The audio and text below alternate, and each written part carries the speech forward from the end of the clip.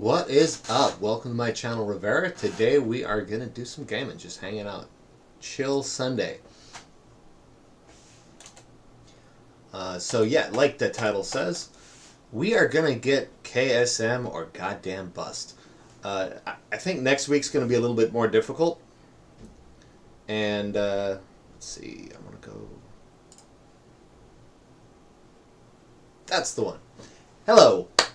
So I think next week it's going to be a little bit more difficult on the affixes, and we are getting the new patch, and it's going to be too late for KSM at the end of the month. So I think we've got like 2 weeks, and I don't want to wait. I don't want to risk it. We're doing it today. I have one left. It's The Other Side. The Other Side. One of my favorites. It's a fun dungeon. It is difficult to time, especially when you're pugging it. So I just changed factions recently. I don't really know a whole lot of people that are on Horde. So we're just going to pug it, and we're going to keep pugging it until it happens. So it's going to be fun. I'm going to log in here and see what we have going on.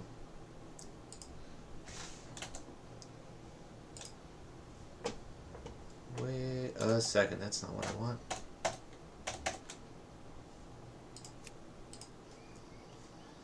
Why is it on the wrong screen?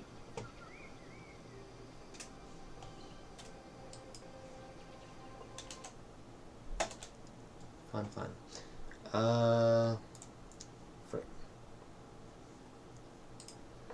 Just a moment.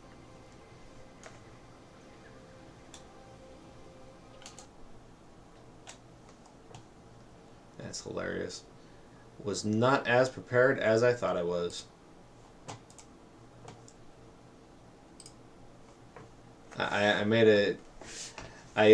a different screen, my main screen, and didn't think that was going to change where the games automatically open up, and I don't want to fuck with all that right now, so I'm just going to change back. There we go. And then I'll reopen WoW, and it'll be full screen on the correct side.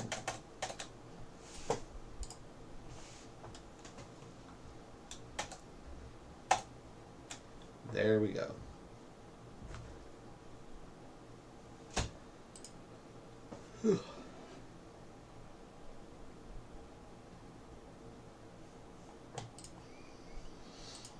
Let's actually log in the Demon Hunter real quick, just get the missions out of the way.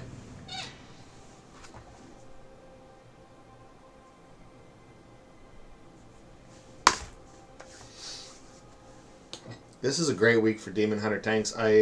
If I get the Other Side timed quickly, then I'm going to spend the rest of my time on my Demon Hunter, because I love the Demon Hunter and I want to practice tanking Necrotic. It's a pretty new... Oh, I didn't set any of this up. Fuck.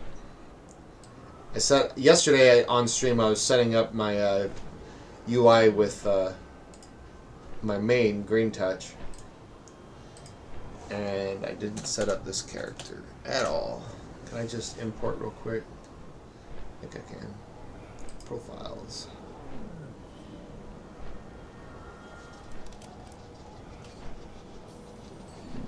Import profile. I just want to... Listing profiles default. Yeah, this looks mostly similar. It looks like a couple things changed. It looks like most of it pulled over. One thing I want... yeah, oh, fuck it. I'm just going to do the missions and get out of here. I'm not going to waste time. I want to get KSM. I just started playing WoW again April 30th, so I feel like I'm doing pretty damn good for that.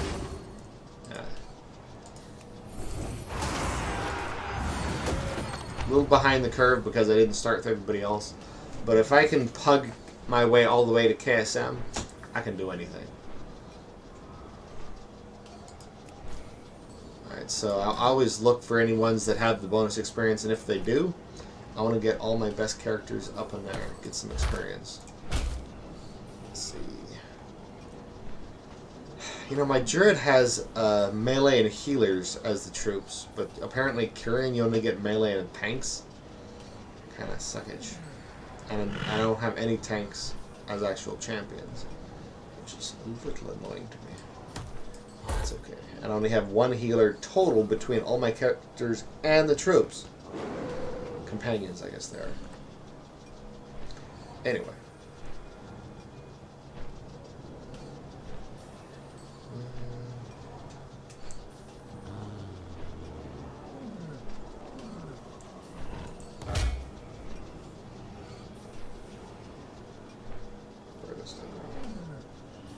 Just gonna rock like that. That should be easy slap. And then for the rest of these, I'm just gonna. How many troops do I have? Just 2. So I'll just do these 2 easy ones. Oh, I want that there. And a D. And one more. Then we'll get on the main.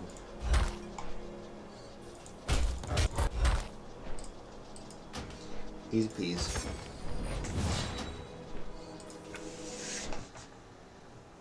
Cool.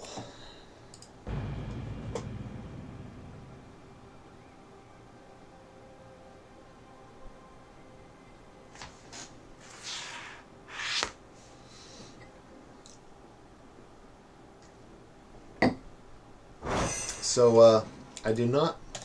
What key do I have? I'm pretty sure it's not the one I need.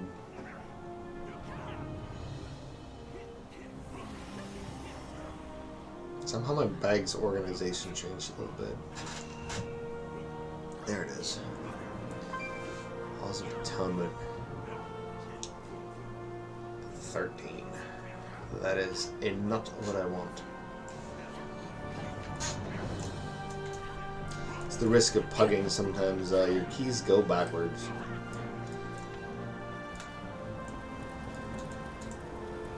And started off with 15 and down to 13. Okay, let's get these missions up. Actually, you know what? Since I need a specific one, I need the other side. And there might not always be plus 15 the other side's going out. I'm just going to check as often as I can, look for invites, and then while I'm waiting I'll do missions and dailies and shit like that. So let's see.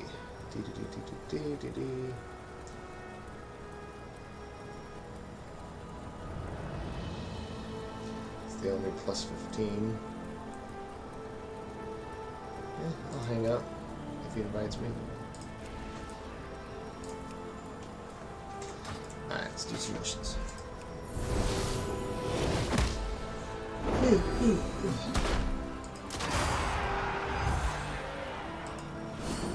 Nice.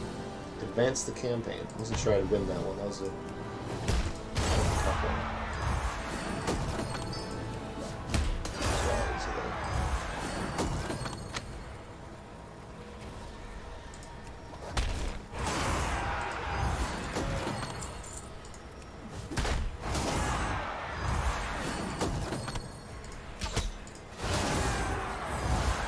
You know, something else I want to do, I want to check my Twitter. My Twitter game is fire. You guys should follow me. At Re-Vera Life. Always good stuff going on in there. So, if I don't get invited to this group, I'm going to do a quick Twitter check while I'm waiting, and then I'll check in. Alright, so we have 2 bonus experience missions. So let's do the high level one. Easy slap. So they have a lot of health but not much damage. It's not that bad. Easy. So which is my better tank? I haven't really compared them. This one's lower level. It has a 1 round cooldown, heals himself in 45. That's probably going to go up by the time he gets to 32. That's a 3 round cooldown. Yeah, I think that's probably a better tank, really.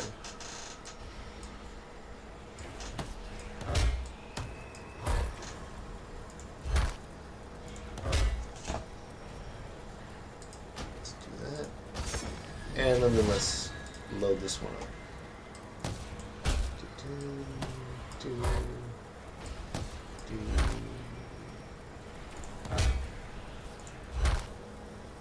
That's fine.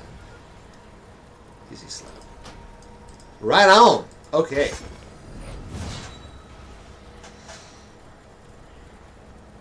You know what I should do is we should watch some fun videos while I'm doing boring shit. Nobody needs to watch this.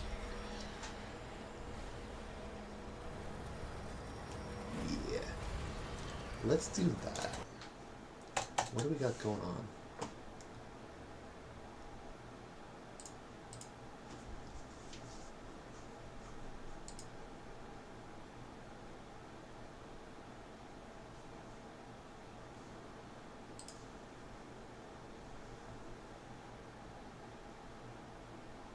Actually, that is not supposed to be like that, but that's okay.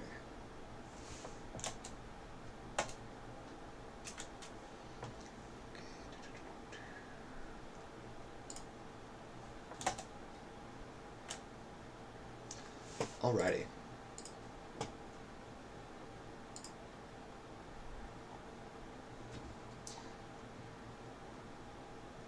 You know what I wanted to see? I wanted to just watch this ad real quick so we can do this while I'm finishing up the boring shit over here.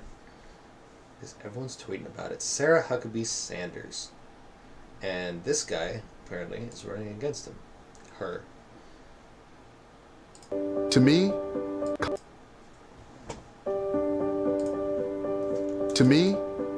there's never been a conflict between science and faith. I'm a physicist. I'm also an ordained minister. Now imagine that this stole represents time. Not just my lifetime, but my ancestors and my children. As a Christian, I thank God every day for that time. As a physicist, I know that time is also relative. And with the right amount of energy, you can bend it and be anywhere. My ancestors labored in the soil of rural Arkansas, making my 3 daughters 8th generation Arkansans. By the 1940s, my pawpaw Jesse Torrance, with his 3rd grade education, was driving a truck he couldn't afford to own. But by the 1980s, he was helping me set up my own business. His legacy was entrepreneurship and hard work. 2, 1, and liftoff. Liftoff. Some lessons were tougher than others. That moment, something opened up in me. A world of science and sacrifice, service and exploration. I knew then that I wanted to be an astronaut. I didn't know that being deaf in my right ear would keep me from flying. 10 years later, I accepted a full NASA scholarship, and my life changed forever. I went to Morehouse College for physics and math, and MIT for nuclear engineering, and a PhD in urban planning. I want to see. And along the way, God just blessed me. My wife is Dr. Geraldine Jones. She's an Air Force veteran and ER doc. She's my partner and an incredible mom to our girls. And I love being a girl dad. I was also blessed to run the Arkansas Regional Innovation Hub, where we gave access to the tools and technology that Arkansans need to build businesses and create jobs. Arkansas is ready for a big leap forward, but we need the right leaders. The last few years have shown just how easy it is to slip back in time. So that's why I'm running for governor. Taking Arkansas into the future requires improving education opportunities from cradle to career, enhancing infrastructure from bridges to rural broadband, and making available every tool Arkansans need to build businesses and healthy families. It's about living up to our potential. It's about living out our values. It's about working hard together. And my fellow Arkansans, it's about time.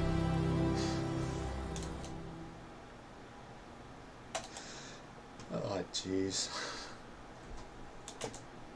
The hilarious thing here is he's running against Sarah Huckabee Sanders. Wow, what a mismatch. Like, a Trump advocate mouthpiece who's dumb as a box of fucking rocks versus that guy, freaking physicist, scientist. NASA? Oh my god. I want to see the two of them debate. Now, of course, just there's a lot of tweets about how Sarah's screwed. No way she's going to win against him. Well, intelligence isn't a measure of how likely you are to win. I mean, Trump did win, and he still has a lot of loyal, fanatical fans. So we'll see.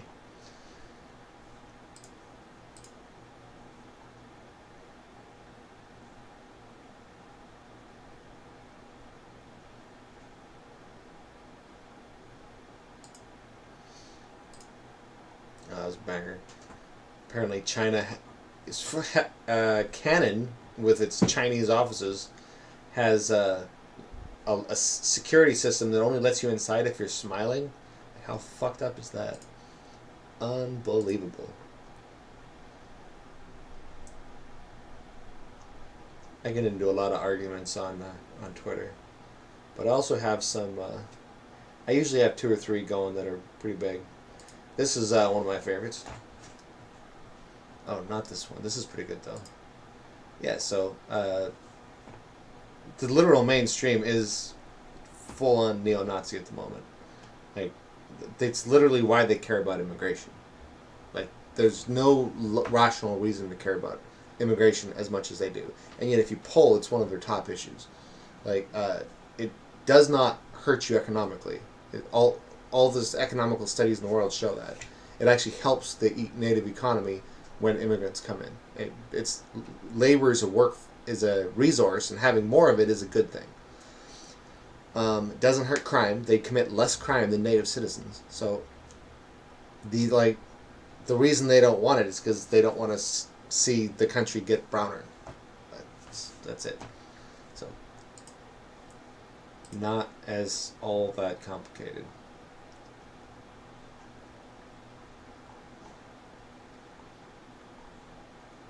Oh yeah. Vosh tweeted, "Please stop. This is the lady who wrote White Fragility, and now she's nice racism." But yeah, somebody needs to give the right wing content for their culture war. They're not getting it from anywhere that matters, like policy. Like, Democrats are not passing anything remotely radical, nor cringe, or even really woke. So the right wing needs to find like books and random Twitter accounts and shit to bitch about, because there's nothing happening. Like they create these huge boogeymen for their culture war that's just not reality. Meanwhile, like when we complain about the right, we're complaining about stuff that's mainstream. We're talking about Tucker Carlson, the highest rated right-wing pundit. We're talking about Donald Trump, the most powerful person on the right. We're not talking about random Twitter accounts usually. Anyway, let's see what's going on Twitch real quick. I'm gonna be. I just wanted to try a couple things here with Verizon. Head over to their Twitter handle at Verizon. Simple as that, and check out all the rules and regulations and everything going on there, because they have some templates for you guys to start getting creative on. Grab those templates. Draw. You set it with crayons. You can use pencils. Use pens. You can use Photoshop. Whatever you want. Get in there and make your best. And they're going to be pulling a winner eventually. And that winner can get a PS5. A PS5 on the line here. So there's no reason not to at least scribble something down. And voters can win stuff too. So make sure you're on there and voting for everything, because there's a lot of prizes. Phones. We got PS5. We got rocket passes. Everything on there. Shut up.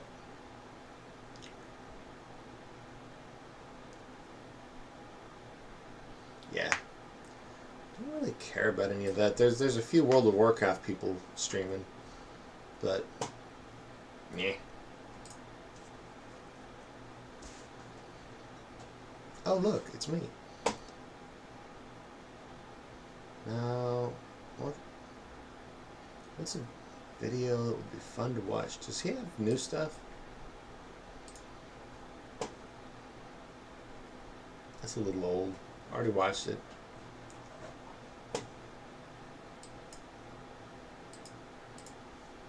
How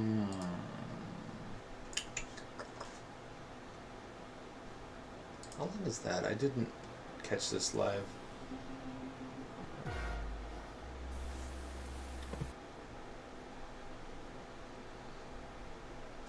Hello?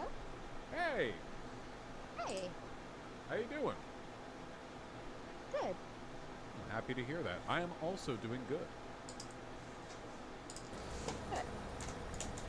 Can you hear me all right? I can. I'm just hearing repeats, so I'm not sure if that's on my end or your end. Let me check. Things seem to be fine on my end. You're hearing repeats. Okay. Oh, or do you have my stream up? You know, that's probably it. Probably doesn't help. No. Okay, I think we're better now. All right. How you doing? Pretty good. How are you? Pretty okay. I appreciate you coming on. The young people in my audience are probably only vanishingly familiar with the good that you've done, and I think it would be nice. Oh, I'm flattered that you think I did good. Yeah, it's crazy to think that I was 10 years younger than I am now. I'm almost 46, so I did this, it's full 10 years ago now. There you go. All right. Introduce yourself, please, everyone. So my name's Jessica August, and the reason that I'm on the stream is because when I was in high school, I sued my city, or I guess you could say school, because they had a religious prayer displayed on the wall. They called it a banner, but it was actually painted straight on the wall. And it was titled School Prayer, and it started Our Heavenly Father, ended with Amen, and I mean, it was a prayer. So it started off where I just asked them, you know, hey, I think there might be a problem with this, and it ended up becoming a lawsuit. The ACLU reached out to me and asked me if I wanted to be represented in the event that the school committee that they had created to talk about the issue, if they decided that they were going to refuse to take it down, I was asked if I would want to be in a lawsuit, and I said okay, obviously with the permission and consent of my parents and all that. But it ended up getting to that level where the city decided, no, we're going to leave it up, and that was against their own attorney's better judgment. The cycle must be maintained. I'm from Rhode Island, which people don't think of being a conservative place, but it's very Catholic.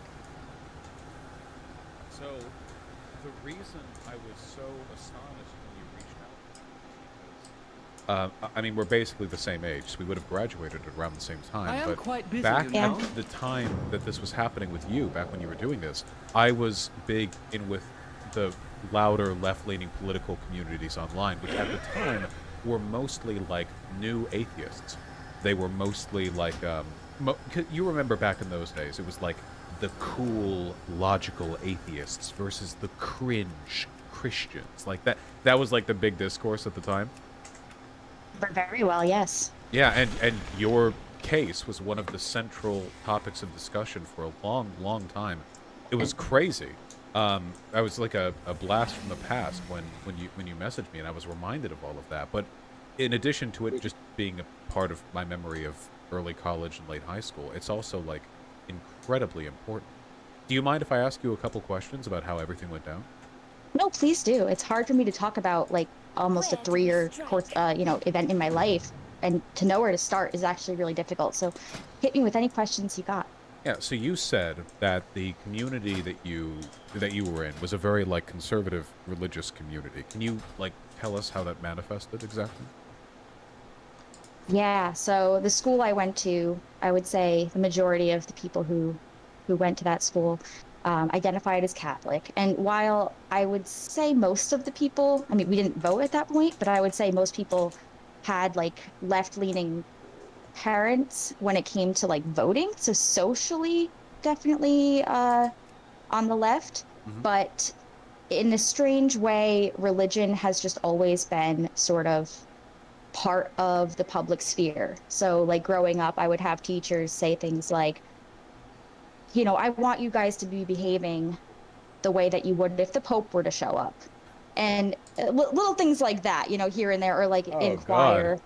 Yeah. Yeah, and this is a public school and not just like a small school, you know, in the middle of nowhere. Cranston, where I'm from, is one of the larger cities in Rhode Island. I mean, it's not Providence, but it's not like the middle of nowhere, certainly. So, I mean, I always kind of brushed those things off because I was young and it didn't really seem that big of a deal. But at the point that the school had something up on the wall that was, you know, clearly an establishment of religion, I would say, I noticed it as a freshman. So I was 14 for my whole freshman year. And it wasn't until the very end that my best friend had seen it and had been like, hey, did you know this was there? Let's go look at it. And so we did, and we just looked at each other and thought, this cannot possibly be legal. Is not what I want to listen to right now. Listen to it some other time. I need short, fiery clips, something fun.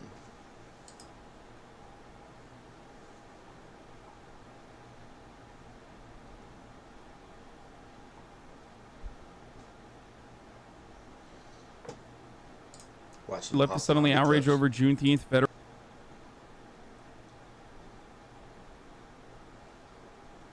These are long.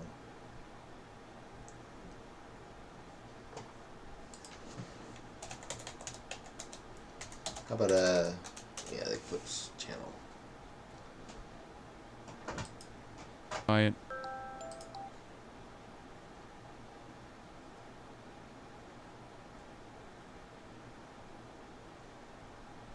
No.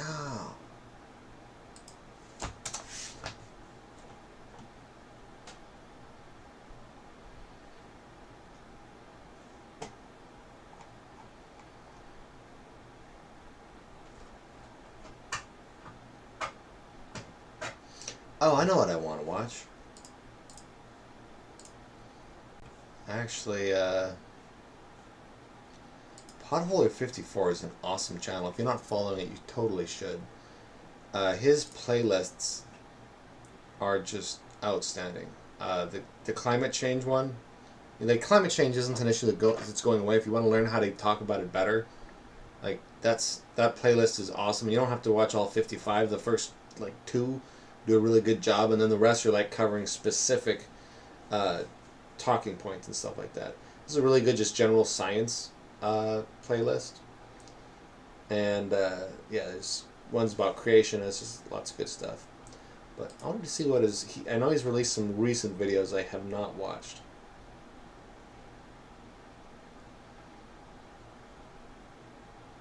Yeah, let's do this. This is about the China. Is this about the China lab leak thing?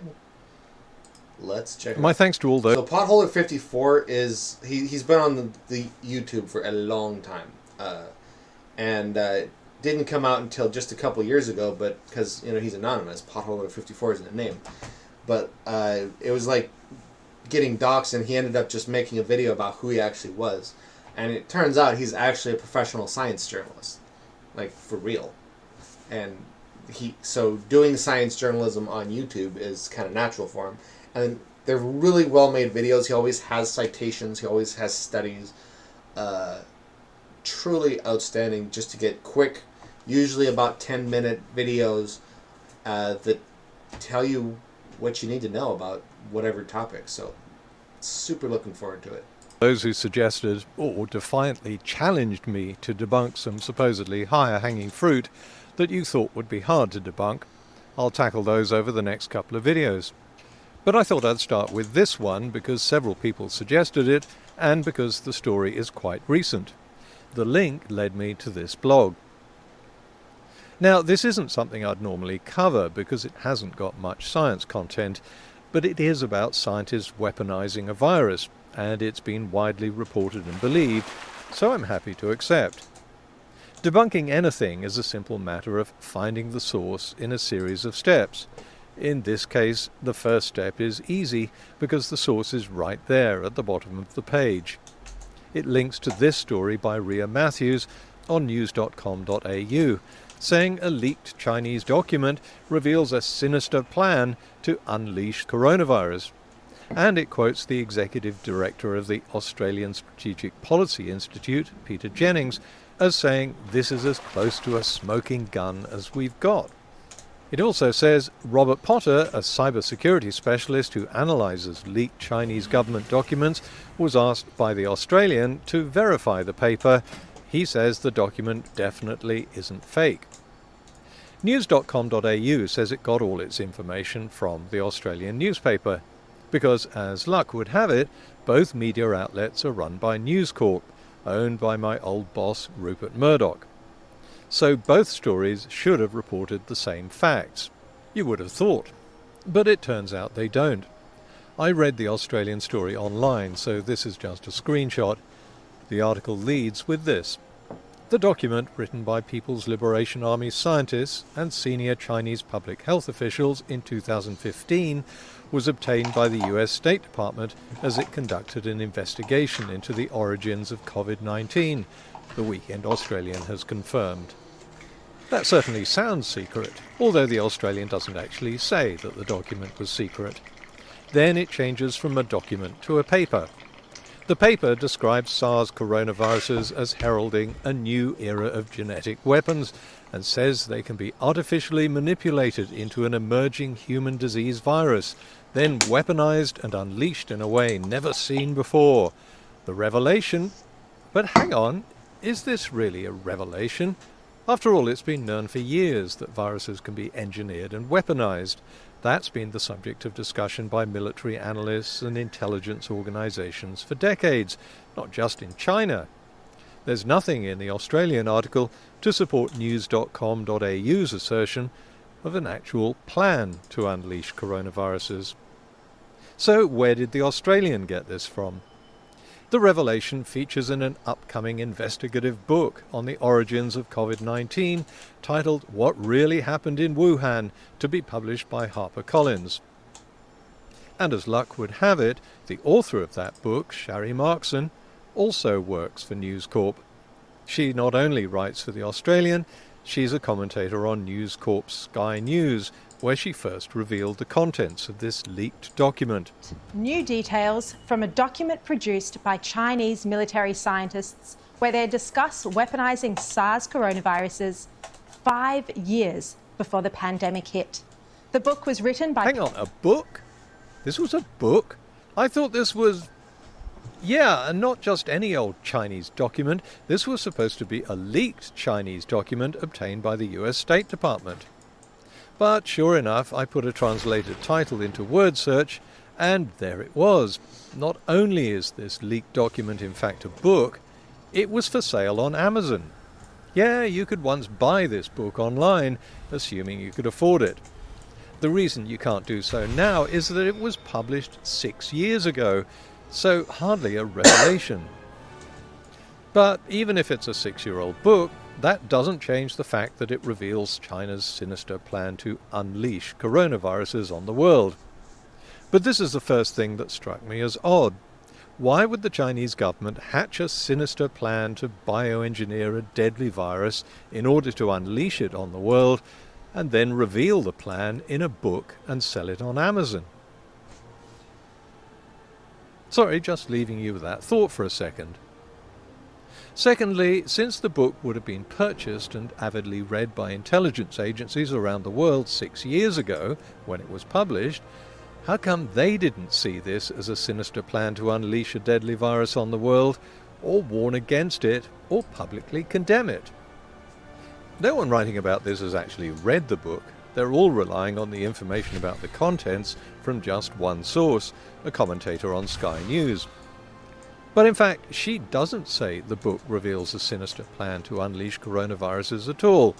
She only says that the scientists discussed weaponizing SARS coronaviruses. It describes SARS coronaviruses as heralding, and I quote, a new era of genetic weapons. It says they can be artificially manipulated into an emerging human disease virus, weaponized and unleashed in a way never seen before. And here are 2 more quotes that are interesting. Biological weapons attacks could cause catastrophic harm. They could inflict widespread injury and result in massive casualties and economic disruption. China possesses formidable capabilities. That's pretty damning evidence. In fact, this quote doesn't actually come from the book. It's from a publicly obtainable document published by the White House in 2004. All I've done is substitute the word China instead of the United States.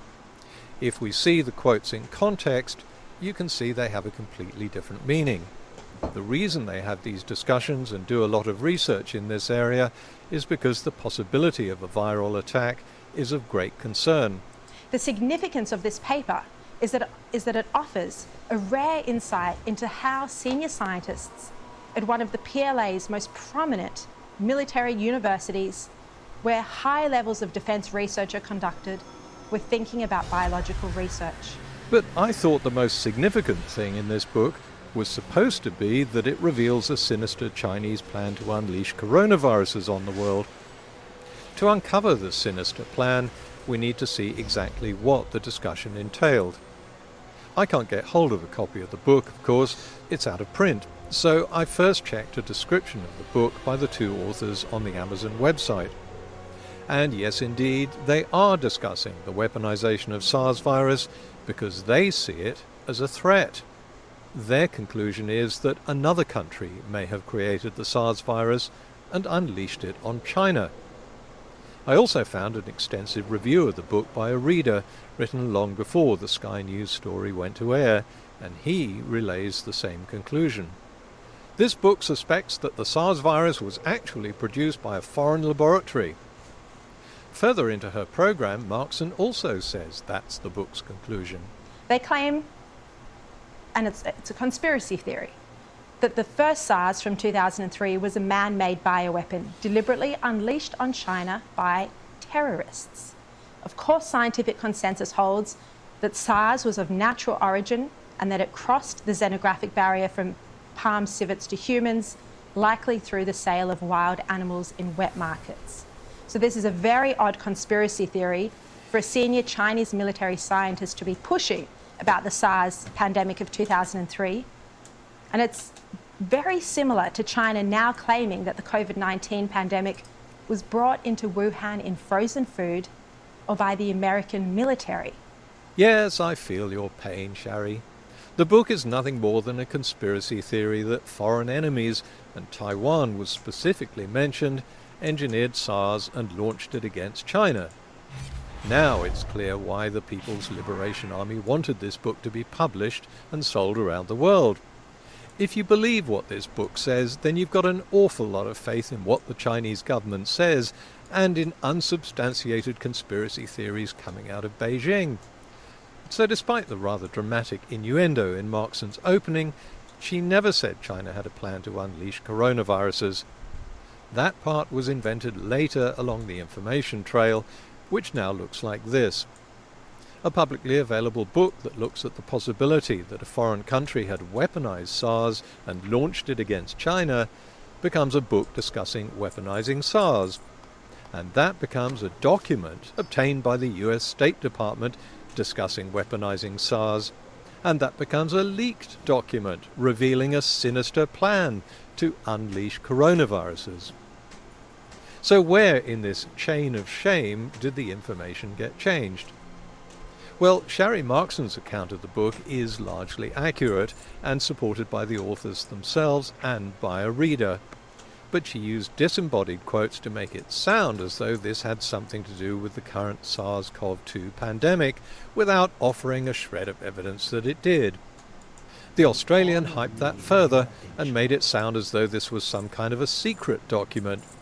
But the real break comes when news.com.au gets hold of the story and replaces the word book with leaked document and substitutes a discussion about the weaponization of SARS with a sinister Chinese plan to weaponize SARS, and that gets copied and passed around the world. Of course, we had broken the big breaking news about how the Chinese military had, of course, planned a biological warfare using the COVID-19 virus. As you can see on your screens, the article written by an Australian publication which says that the Chinese scientists and the People's Liberation Army in fact put their heads together and came out with a document and wrote about how they were going to use the SARS virus against the world.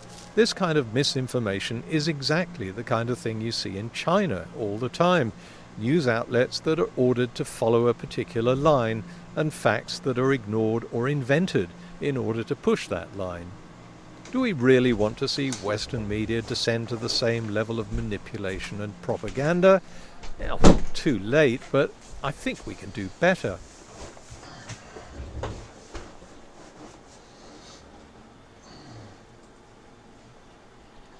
I was hoping that'd be more about the lab leak than just the conspiracy theory. There is a hole at the bottom of turn map. off autoplay if I'm going to be doing this. Let me go back to World of Warcraft. So, yeah, I'll move that over to that screen. So we're going to be playing WoW here for a while. So, yeah, I mean, that's all. I like how he explains how he does his fact checking, because a lot of people don't know how to fact check. Like, nothing he does is stuff that anybody can't do. Like, that was all public information. He just did a few quick searches and found out that no, there's no Vera there. This is a Chinese conspiracy from years ago that has like no evidence behind it. And then it got like Chinese telephone gamed like until it was something entirely different. When it comes to the lab leak, there's no question that it's a possibility that a lab studying the virus accidentally leaked it. Like, that is a possibility. What's a complete conspiracy theory, and no chance is true, is that they intentionally weaponized it and released it intentionally, because that's certainly not the case. Like, we know that's not the case, because coronavirus, COVID-19, is not a weaponized virus. It is not. That is not what a weaponized virus looks like. And the conspiracy theorists always point to evidence that they were doing gain-of-function research. Gain-of-function research is not weaponized. There's a huge difference. Gain-of-function means that they add functions to the virus so that they can do viral research, so that they can prepare against potential pandemics like this one.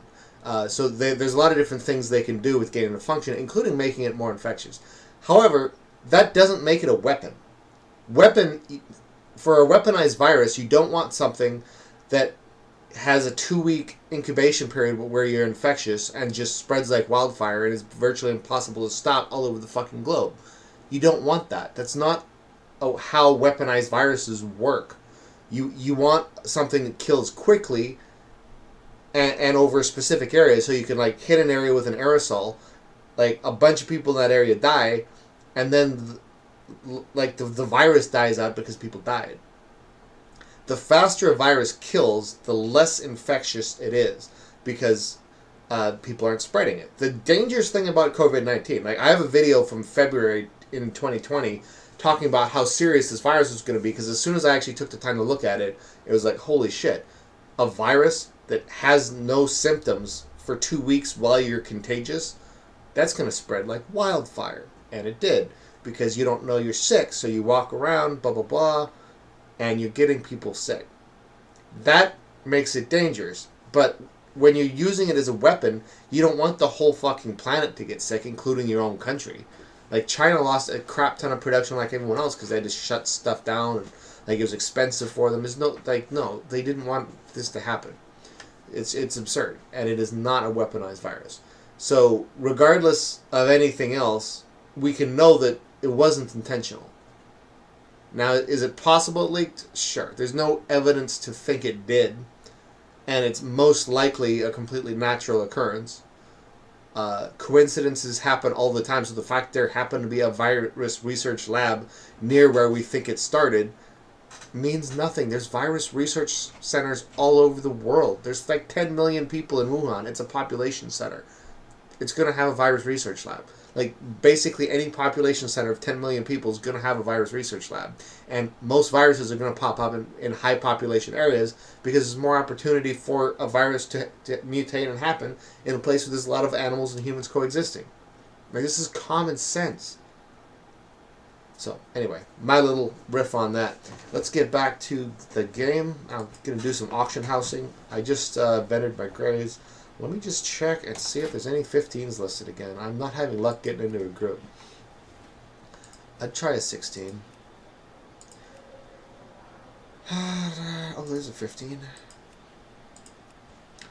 I don't want to do anything less than 15.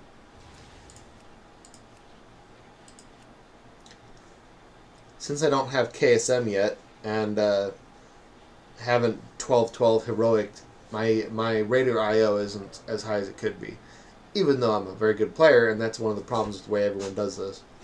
But usually if I keep looking, eventually someone's going to get tired of waiting for somebody better and just take me. And they never regret it.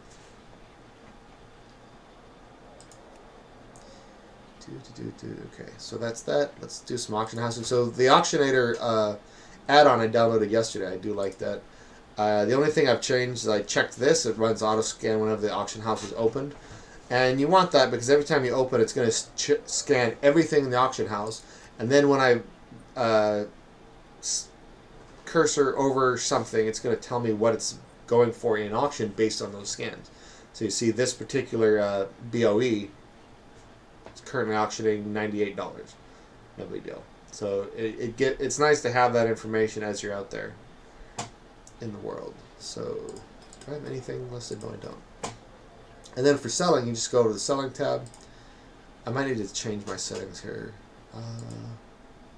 Yes, so see, it's automatically matching the lowest price. I want to undercut the lowest price.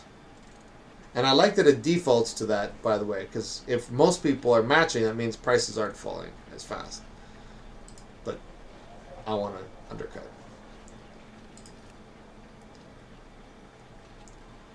What are these items? Where is this? Basic options.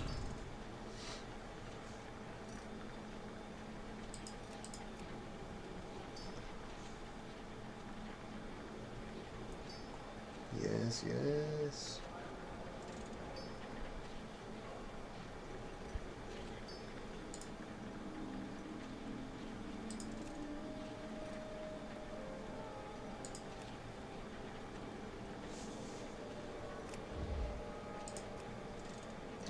$24 hours.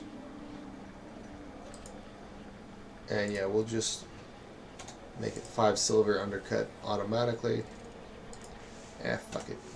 Undercut is undercut. I just want to be first. That's all I care about. I don't want to make the prices go lower super faster. So the smallest undercut possible is fine. Yeah, it's higher deposits with 48 hours. I should probably go 12, but I don't come to the auction house that often, so fuck it. I think that's fine.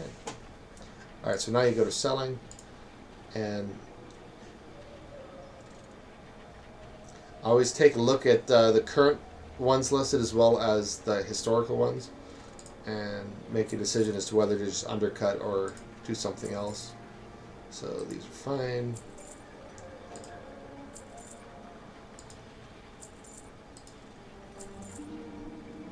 See, this one's a little bit higher than everything else. I'm going to undercut that more significantly because I just want to get this thing sold. That's not coming up with anything. So let's go 199, up a little bit. A lot of people buy out BOEs and then jack the price up to thousands of dollars. That's why sometimes the price is like that. And when I love it when people do that because they're taking the risk, and it is a huge risk to buy stuff up like that because you can get stuck with all that crap and your stuff might not sell at those ridiculous prices. Often doesn't. So like here's an example.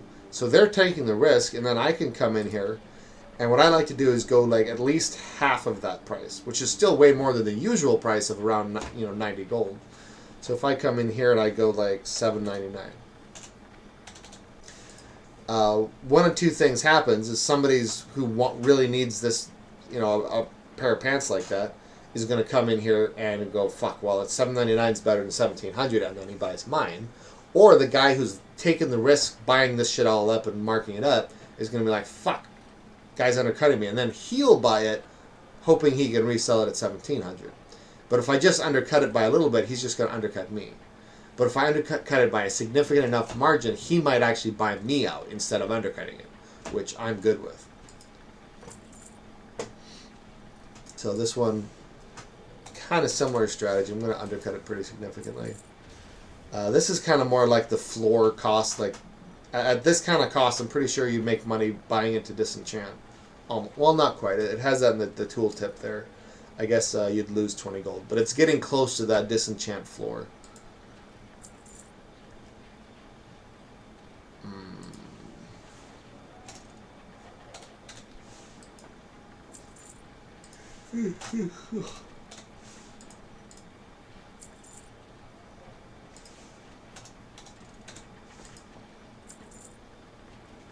Oh yeah, that's a good one.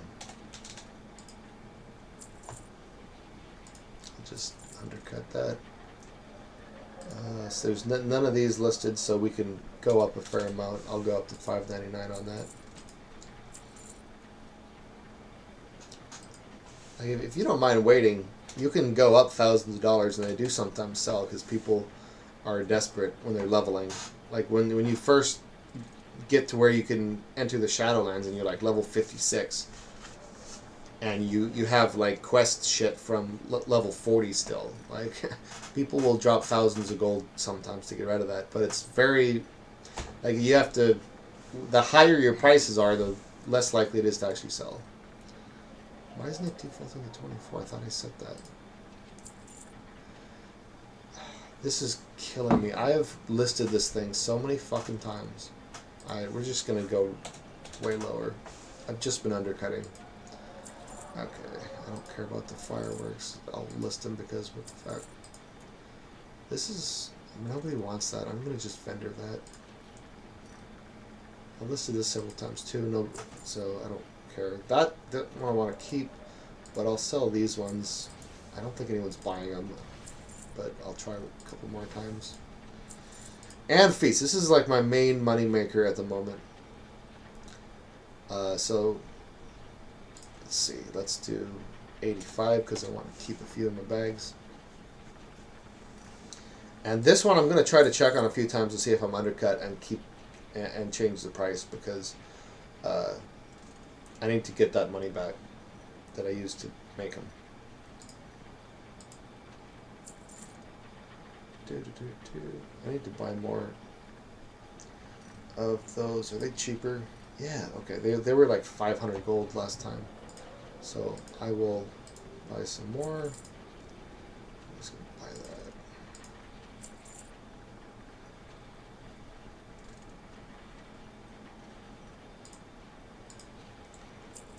Okay, so this is mostly stuff from those bags I get from missions and the Covenant and stuff like that.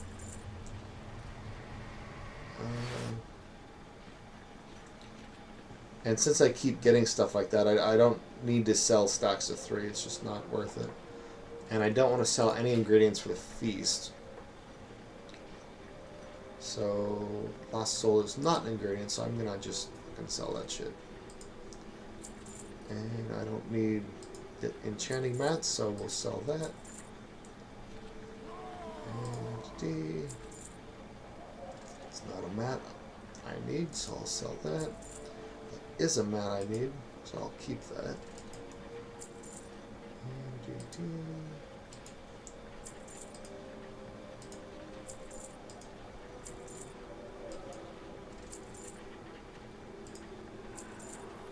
One thing, like you always, I don't just click post, like you could if you're in a hurry. But another auction house strategy I'll notice sometimes, especially with things that are sold a lot, like ore and herbs and stuff like this, some people will post some stuff that's significantly cheaper than everything else. And there's one of two reasons they do that. One, they just want to sell it really quick.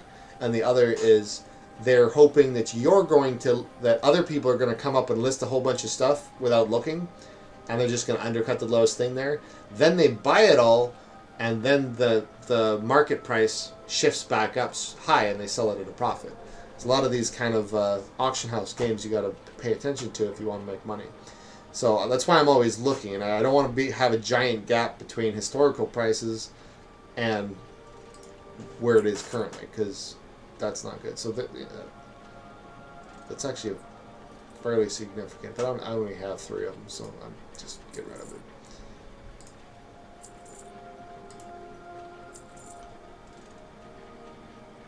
Okay, so that's everything I need to do in the auction house. Let's refresh. Oh, all they need is a healer, please. I'm gonna put a note this time.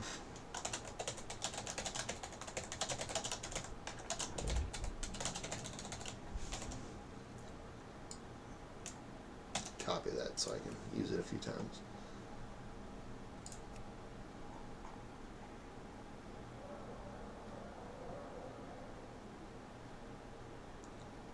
Hopefully that'll put me over the top, because people do like to help other people get stuff. Like no pugs are gonna help a random person like with multiple time dungeons, like usually. But if it's just one and they're like on the fence of whether to take you or not, that'll put it over, because they get to see somebody get KSM. Sometimes. So we'll see. Oh, here's another good one. Just needs a healer. Come on, get me in there.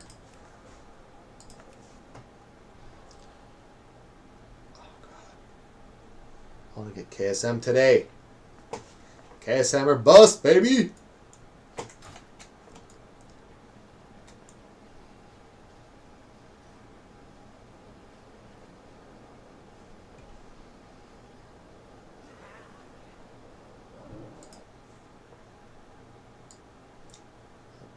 Let me just check my settings here real quick.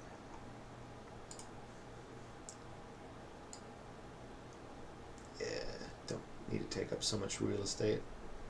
So it's going to just kind of cover up the mini-map and the buffs, but who looks at that seriously other than me?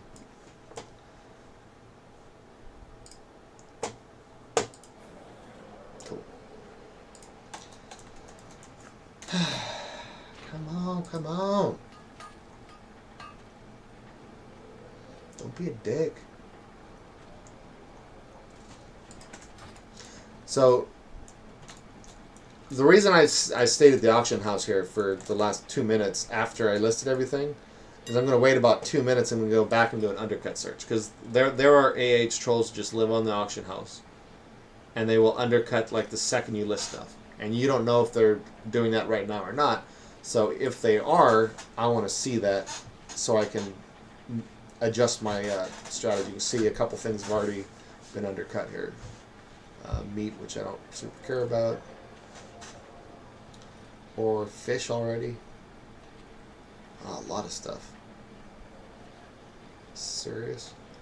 The one thing I care about most though is these feasts, and they are not undercut yet, so that's good. Like being undercut isn't the end of the world, like, because the stuff that undercut you is likely to sell, and then your stuff can sell too. So, like. I'm not gonna just delist everything and like two minutes later and keep playing that game. It's not worth it to me. If you want to live on the auction house, you can do that. But I just wanted to make sure my main items that I really need to sell to make some money, which is these ones, which I just canceled by clicking. I forgot. If you click on things with the auction house thing, it just cancels them like that. It's just bam. I forgot that does that. So I guess I'll have to relist it anyway. Oh, that's hilarious.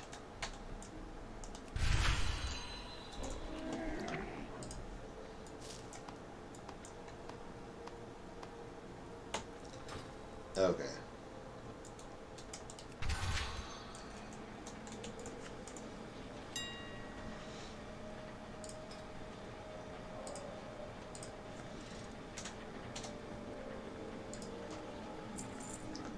And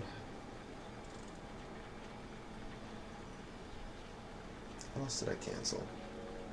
I was going to buy some stuff too. Let's see.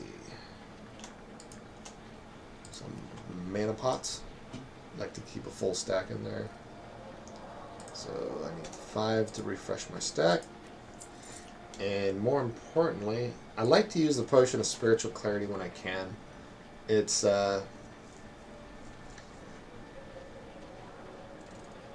not really that awesome, to be honest. It's a small improvement, and you have to wait like 5 seconds for it to channel.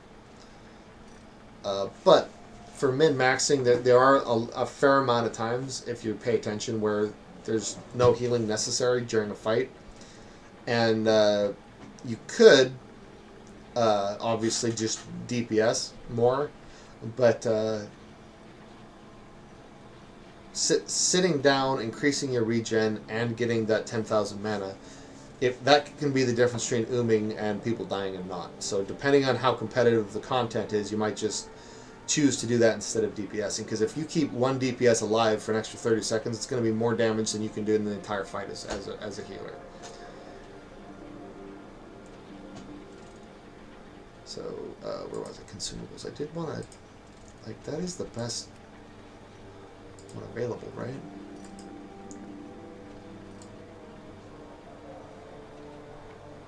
Anyway, pretty sure it is.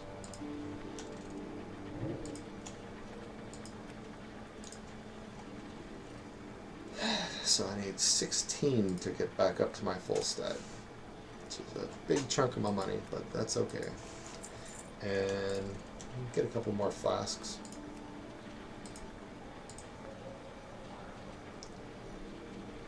What do I need? 3. Okay. Cool.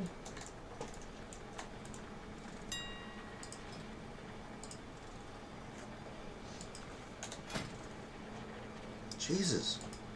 Why are people not taking me? I'd never have this much trouble getting into a group. Like, I am showing this resto, aren't I? Yes. My IO is not that fucking bad. My gear level is 219. That's plenty. Plenty. That's over-geared for 15s. Why are people being dicks today? Jesus.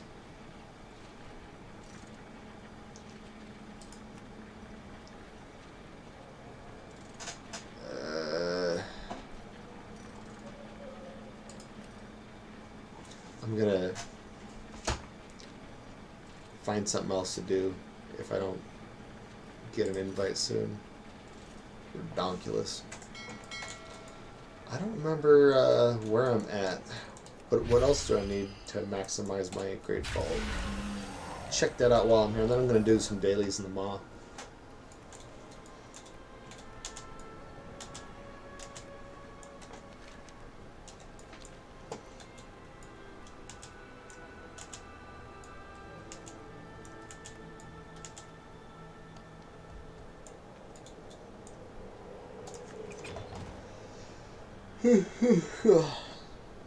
So I get one 226 item. Very cool.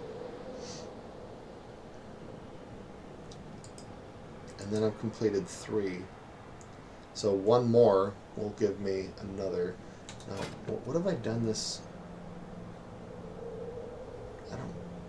I'm fucking noob. I'm trying to remember how you can see what the best this week is you've done. I don't remember if I did some low ones or if those are all high. No, those are all high because I'm trying to get KSM. So I did a couple attempts on a couple other dungeons because I needed, I think, Halls of Atonement and Spires of Ascension. And I did get those earlier in the week. So I think the second item is going to be 226. Unless I go with a good group, I'm probably not even going to go for the 10. So I'll probably just finish that one and then I'll... jump to my DH, and that'll give me 2 choices. It's beats a poke in the eye. And I believe I have my loot specialization. Yeah, I have it set to Guardian, because I already have about as good gear as I'm going to get through the vault and drops and shit like that for my resto. Like, can't get better than 213 in mythics. And from the Great Vault, I already have several 226s. But for my Guardian set, it's actually pretty crap. In a couple slots. So I definitely need a better weapon, I believe, and I think trinkets this week. Yeah, 194 trinket, 207 weapon. So I'd love to get better for those. I want to start tanking more. It's so much easier to find a group as a tank right now. And bears, guardians are just wicked. They're indestructible. I couldn't believe how good their legendaries are compared to the DH, the Demon Hunters ones I was looking at. Jesus. Thrash has a 15% chance to trigger an additional Thrash. It's like your main AoE threat ability. And it grants you an Absorb Shield for 75% of all damage it deals. So, like, bears are already unkillable. And now I get Absorb Shields every 5 seconds because there's a 5-second cooldown on Thrash. And as you can see, it does, what does that say? About, call it 1,200 damage.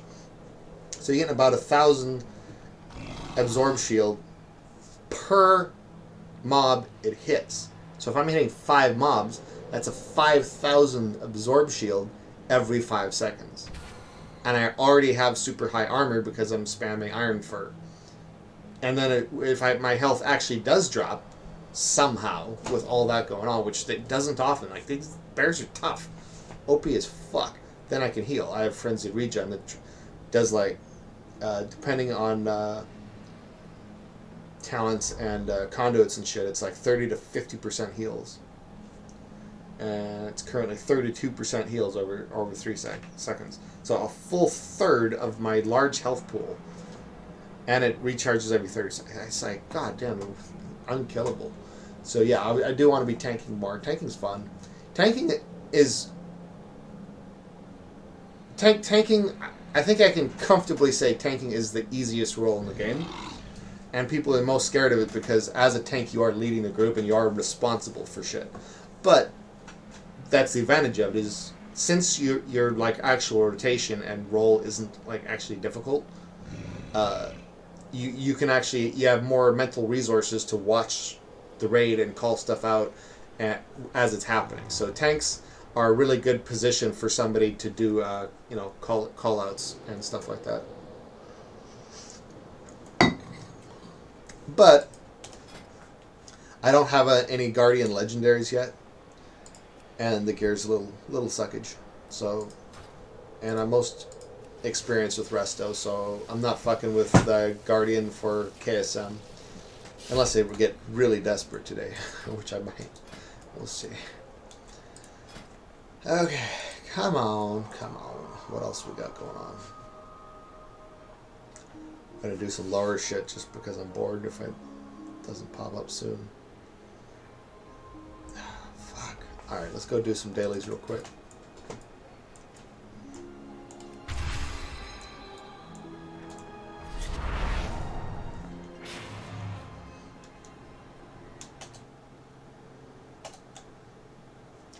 I'm gonna check on Twitch, see if somebody else is started streaming that I care about.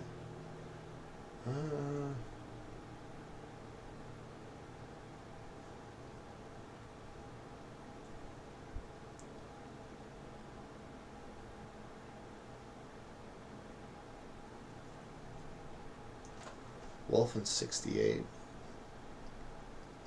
Wolfen68 streams on Twitch. He's a small streamer like me, and I've run with him when I wasn't streaming. He's a cool guy, but I think he's doing a raid right now. He pugs a normal raid right now, and I'm not interested. So maybe I'll chase him down later and see if he wants to do some 15s. So, anyway, my thanks to all those.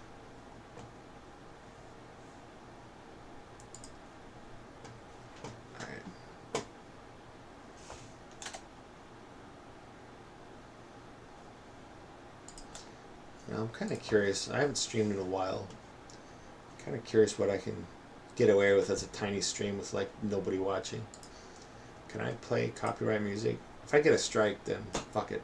You know, I get 3 strikes, so might as well use up the first one to see what happens.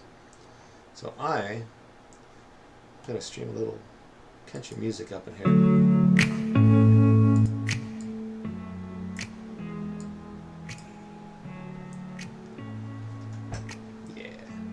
some stuff to vibe to here. I don't know if it goes with most people's conception of what they should be listening to while they play WoW. It's not typical geek music, but fuck it.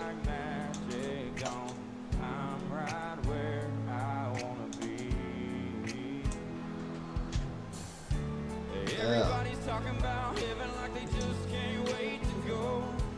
Like that.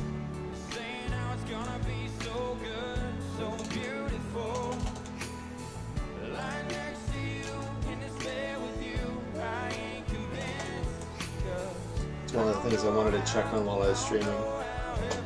I will take it. Got a game going. Got OBS going. Bunch of Windows, YouTube. Still hardly using anything. I like to see it. What's the highest graphic demand game I have? You know what? Let's close this down real quick. Now let's just see how we look with some other games, just for fun.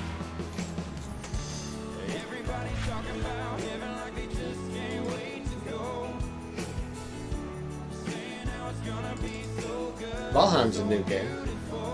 I don't remember off the top of my head if it's the most. Cyberpunk 2077 might be higher graphic demand, but I kind of want to see what Valheim looks like with top level settings. Damn, that is loud!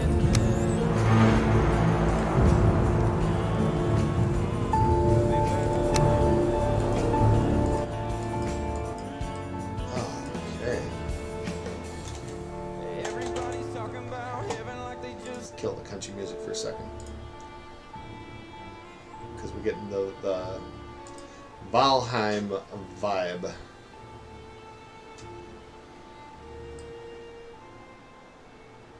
Okay, that's a little better.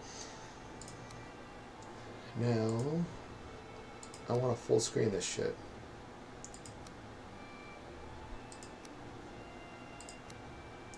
Okay, cool.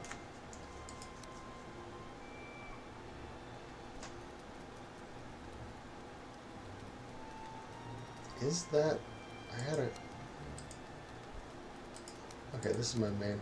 I actually quit playing Valheim before I killed the final boss. And I think they've released new content since, so...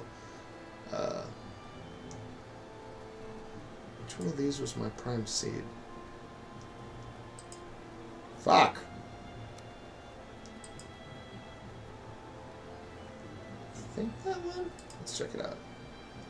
Oh, I didn't change all the settings up to max. Let's see if I can do that in the game.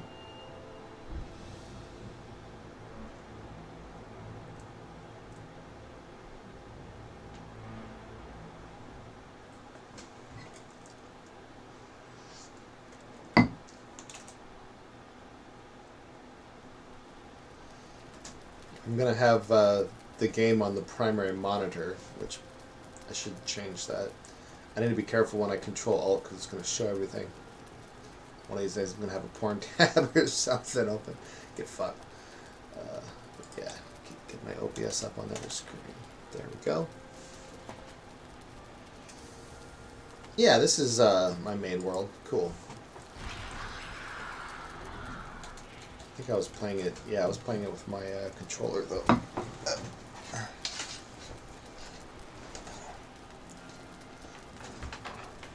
Which is all tangled up because I was moving everything around. Come on.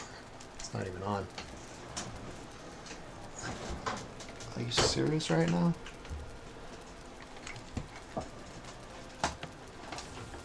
Ah, fucking maze of chords.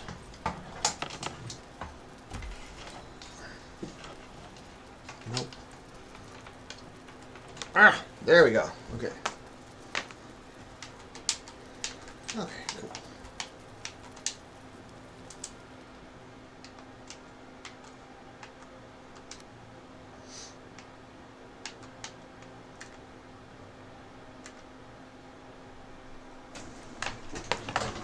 Do this with my mouse. Very high.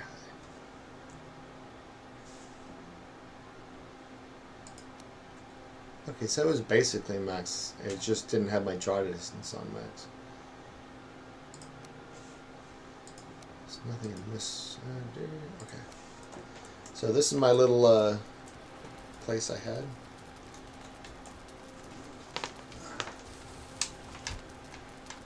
Let's see. Look at all the shadows from the fire.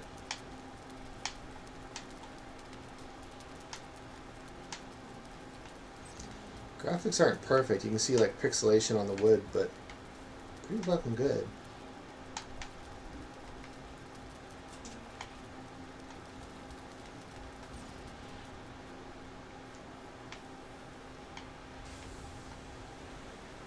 Valheim is a beautiful game.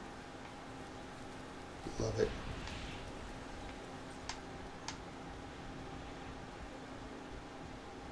God damn, games have come so far. Look at that water. It's got a layer of reflection on the top like real water, but when you look straight down you can see through it like real water. Wow.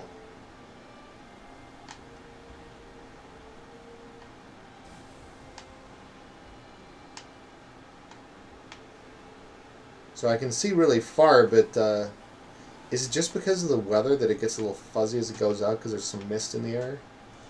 I think that's the case.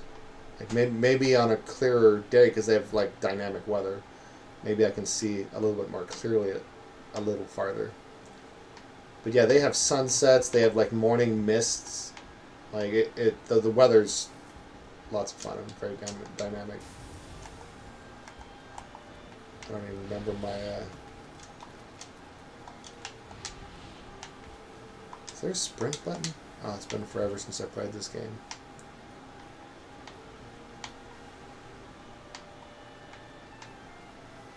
Oh yeah. This is an auto farm just sitting here. God damn. I don't remember what buttons.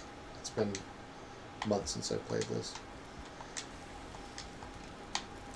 I cheated a little bit and spawned, made a spawner up there, and it drops these fuckers onto fire and they can't escape and then they die. So it's in just an auto farm that like generates a ton of free resources. There's YouTube videos on how to do it, but I think it A, looks cool, and B, gives me shit. So I'm good with it. So that got me a bunch of stone and wood and other stuff that I'd probably delete. I got cattails. Pretty good trees. This is a pretty impressive game. Why is...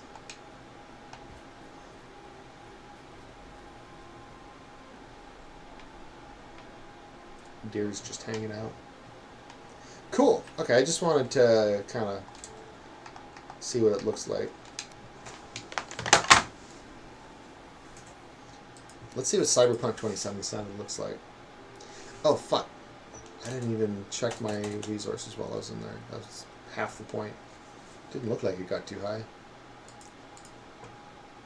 And let's try Cyberpunk.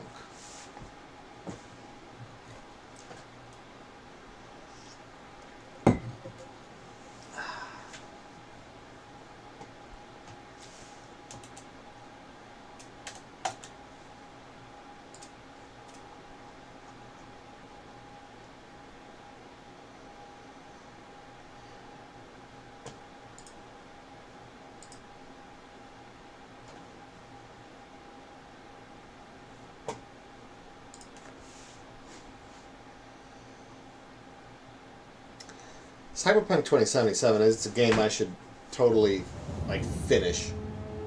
I bought it, I played it for like 10 minutes, and I ended up moving on to other games. I got a little, I guess, bored. I don't know. I was watching other people play it on stream, so I didn't feel the need to maybe play it myself. I don't know what it was. I just didn't finish it. But it does look like a pretty cool game.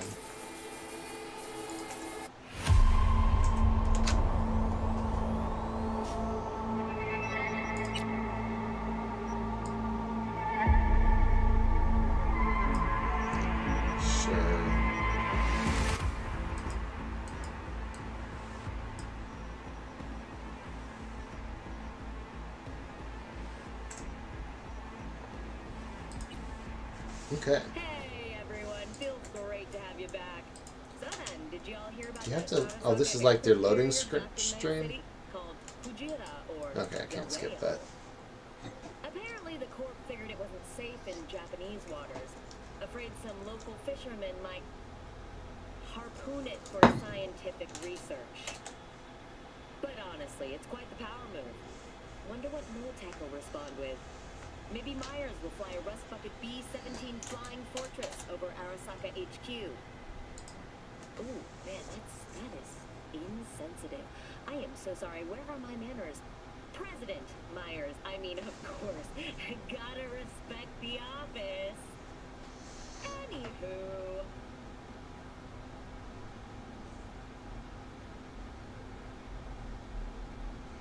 It's really interesting how in Cyberpunk 2077, apparently, it's a kind of a it's an extremely dystopian future, and very Orwellian, a very fucked up society, but it seems like as part of how the population is controlled, they have mouthpieces, likely genuine, who are snarky and like anti, and they talk shit about the government. And you'd think an authoritarian government would stop that, but when it's made a joke of, even though they're talking shit about the government, it can actually, I don't think it's going to actually hurt the government. I don't know, it's complicated to explain what I mean, but for one thing, like when you, like, it's easy to talk so much shit about the way things currently are that the effect, rather than marshaling people to action, is instead depressing people and doom-repelling them. It's like, well, fuck, everything's so fucked up, we can't do anything anyway, so I might as well join the underworld and try to get rich as a criminal or something, which is basically a lot of the people in the game. Alright, so am I maxed out settings?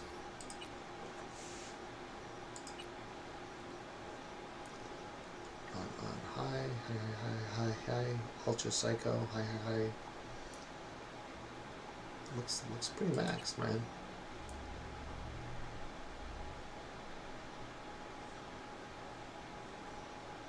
I think we're good. I think this is about as good as it gets.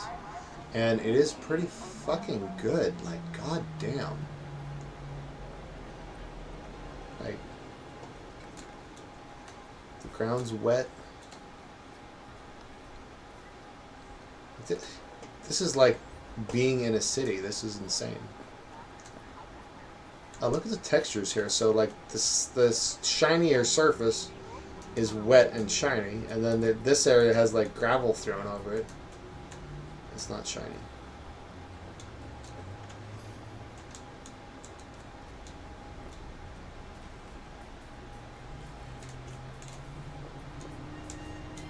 So like this ground is wet and that is dry for some reason. Oh, it's like a sewer grate, so there might be like heat underneath drying it off. Like, the level of depth to the game is amazing. Like, they got, like, random trash. They got fucking litter.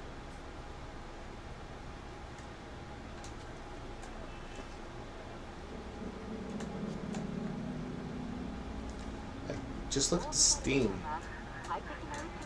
It's amazing.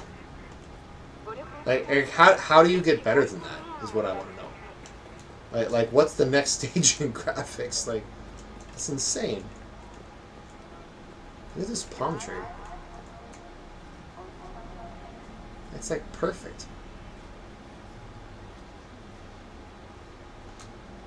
Like, this is why I want to play this more.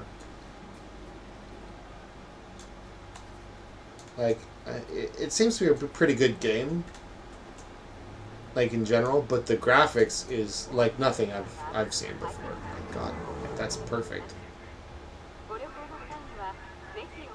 Wow.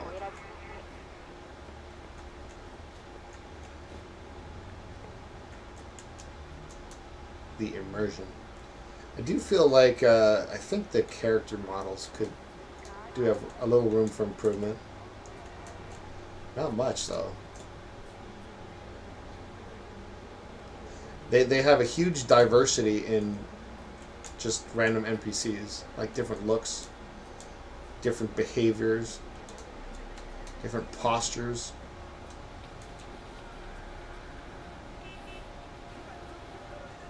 He be tweaking? I don't know. What was that?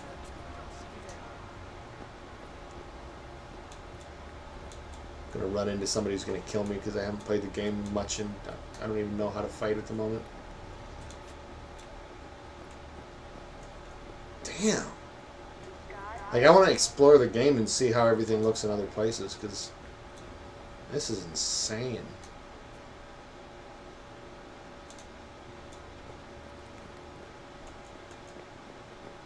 Yeah. I am so gonna do a Cyberpunk stream. But we got to get KSM today, people. KSM or bust.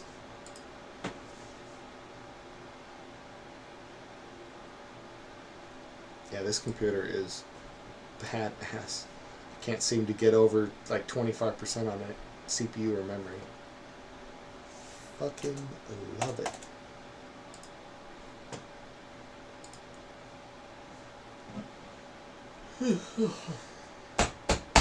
Let's go.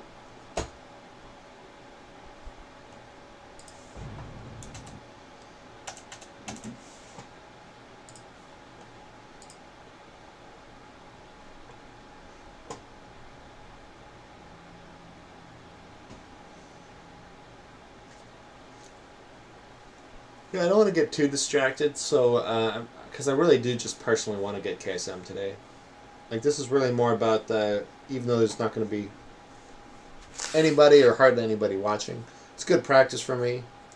It's toning my voice. I started losing my voice yesterday, so I really just need to practice. After I've done this for a little bit, I'm going to start promoting more. One of the things I want to do is go into Discord servers, because there's always like voice chats happening. Just pop in and like talk to people. I think that's fun and good content. So, be a lot of fun stuff going on in here later. If you're stumbling across the stream and you're just watching for shits and giggles, that's something that's going to be happening later. But let's get into a 15, please. I'm just going to... well, let's first see if there's one with a tank, because those always go faster.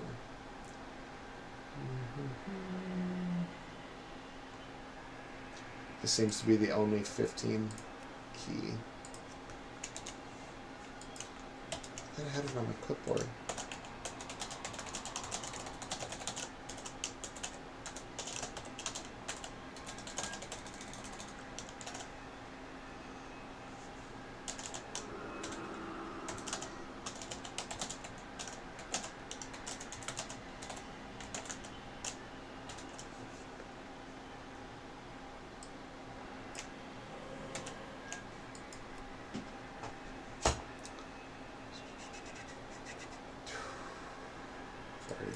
That one. Come on.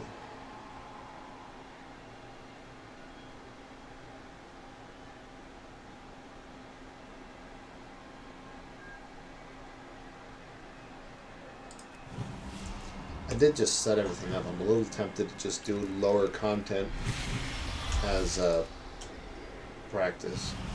Make sure everything's working, but pretty sure it's all working.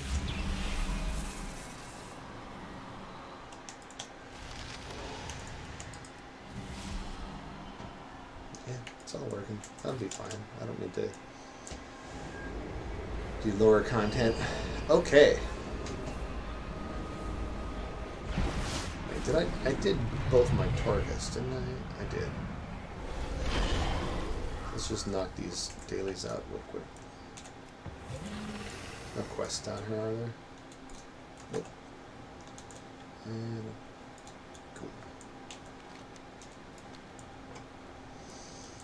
You know, when I first did Shadowlands, this was my very first character, was a druid.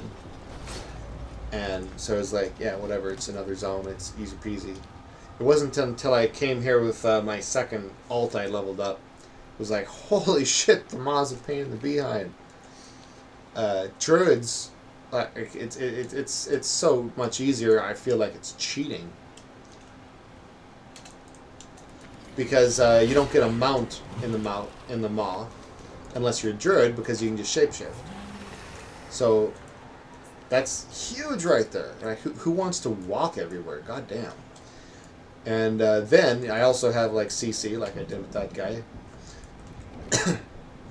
I've got roots. I got insta roots. Speaking of which, I want to get out of combat so I can go DPS. Resto takes forever to kill shit. Go balance. And then of course I can stealth, which is huge because it lets you skip all kinds of stuff that you don't want to fight. Makes everything way faster. Now there are lots of mobs in the Maw that can see stealth, so you still have to be on your toes. But goddamn, it is so much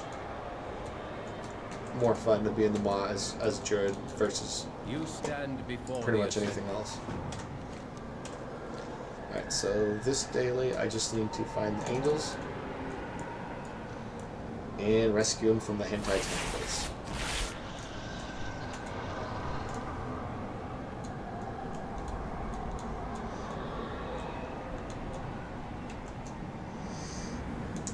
This quest goes super fast if you do it like on Tuesday, the first week, because everyone's in here killing everything and I don't have to kill anything, just go around freeing everybody. But I think I'm gonna actually have to kill shit.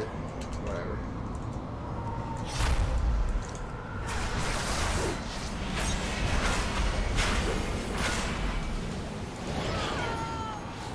Convoke is OP.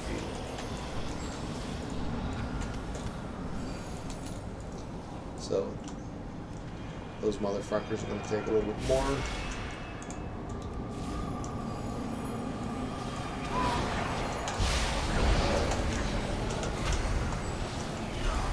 Slightly.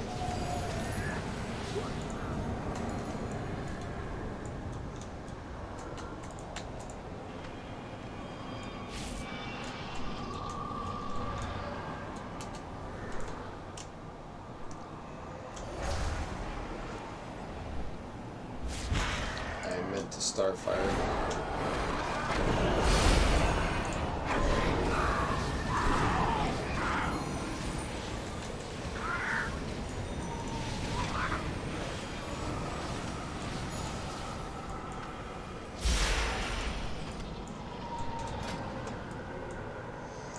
Come on! I need KSM. Where's all my 15 keys?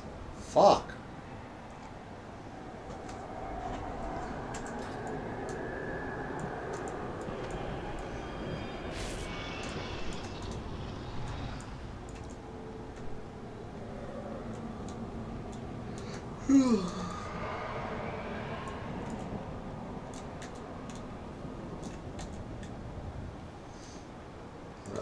Kill that asshole.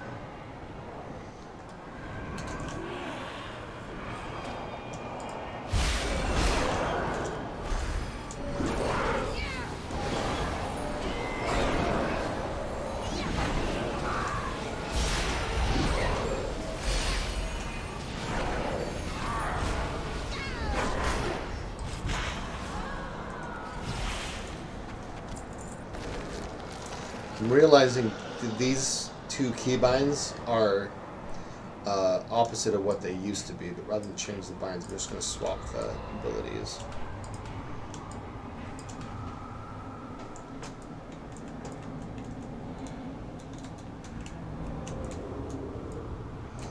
Oh, there's an OP ring I haven't set up yet, my movement one. Let's see.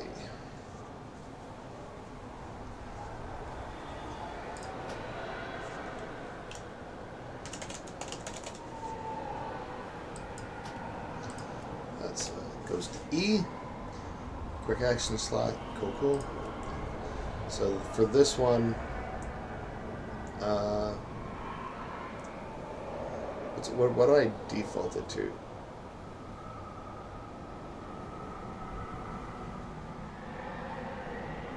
Should I default it to some? Because I usually have.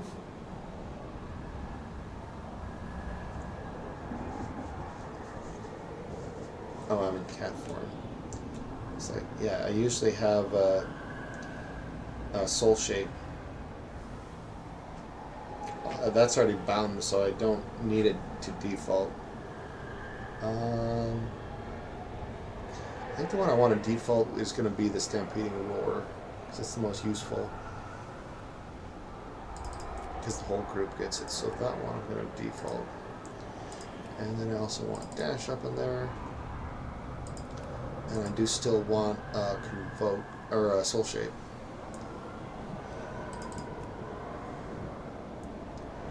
And that's all I have, right? Well, it's technically a kind of a movement thing. I'll put that in there.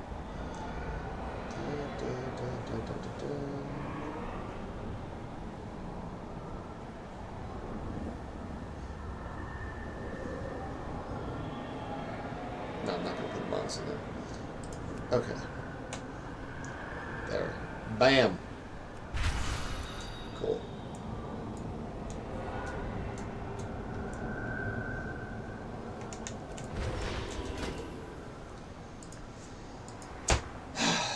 Fuck. It has been a long time since I had this much difficulty finding a goddamn group.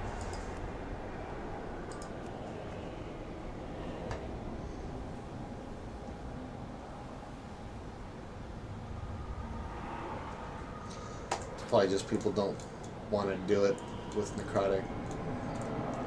Necrotic's one of the easiest affixes if you have a really good tank and group comp that just knows how to deal with it. Because what Necrotic does is that it is every strike from trash, at least, puts a debuff on whoever it's hitting, which is of course mostly the tank, which reduces their healing received. So the trick is there, you cannot heal through it. They are going to die if you don't let them kite that off. It drops off after, I think, 8 seconds. So,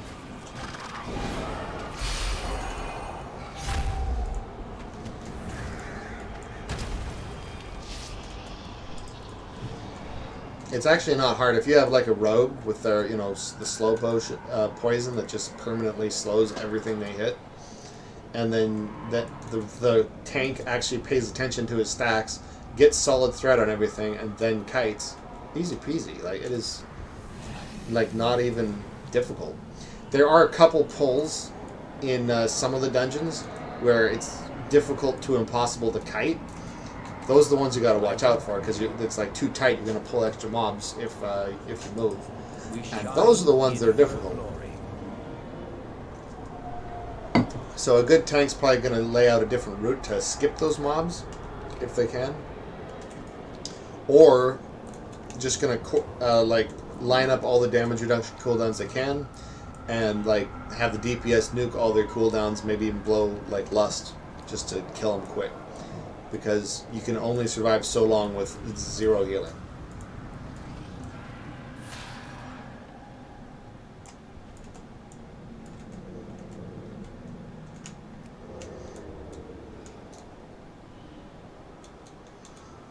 Yeah, I can get that.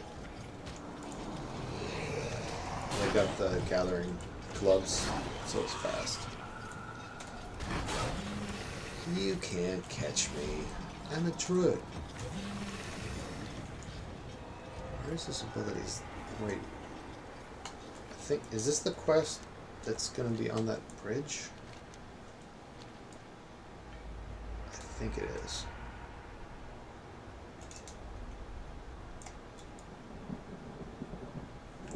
Well, I want to get the herb anyway, so I'm going to go straight and see if I can make it there. Let's get that country music back on. I forgot about that. Turn it off for the because I wanted to get the vibe of the games I was playing.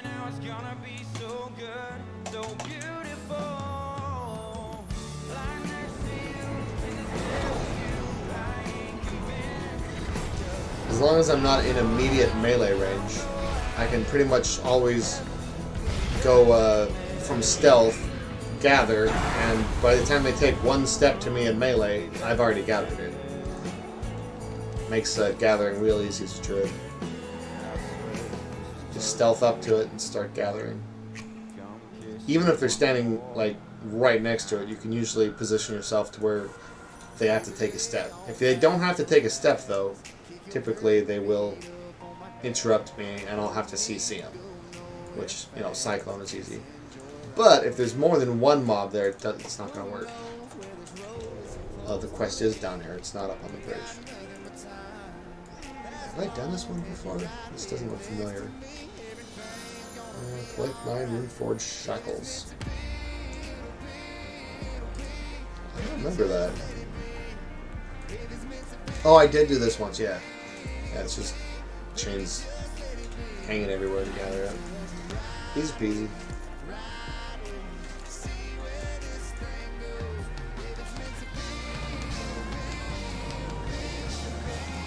Whew.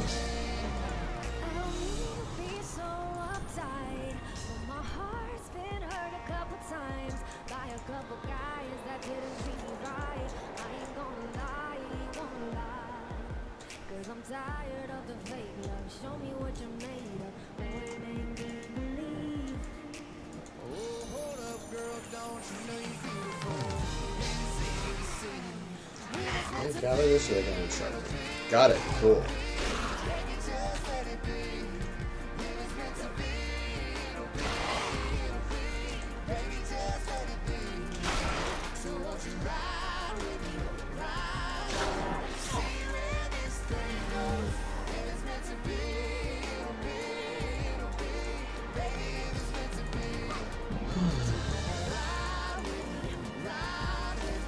Okay.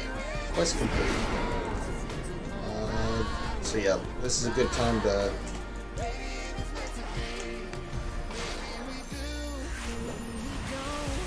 Oh, fuck. I didn't go Moonkin before I convoked. Fuck. So I was just casting heals at myself. Which I don't need for rats. Alright, let's zone out of here.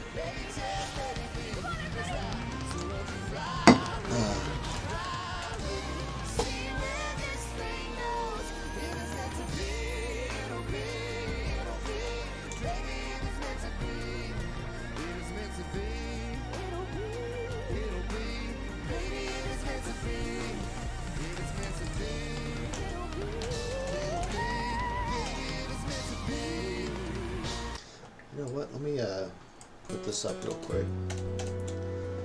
So there's several Twitch streamers that give away free 15 runs, and like I don't need a carry, but I do need a group, so I'm gonna sign. I'm definitely gonna sign up. Now I think it looks like he's currently in one, so it's probably too soon to actually roll. By the way, my Twitch is the same as on my Twitter and YouTube. It's just at Re-Vera Live. So I haven't streamed from there yet, but I will be soon. Probably today. I'm probably going to get that set up later today.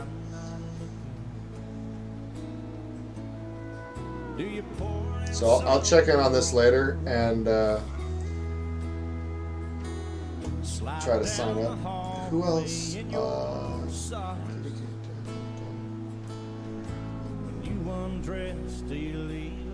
Yeah, I think that's he's the only guy who's oh.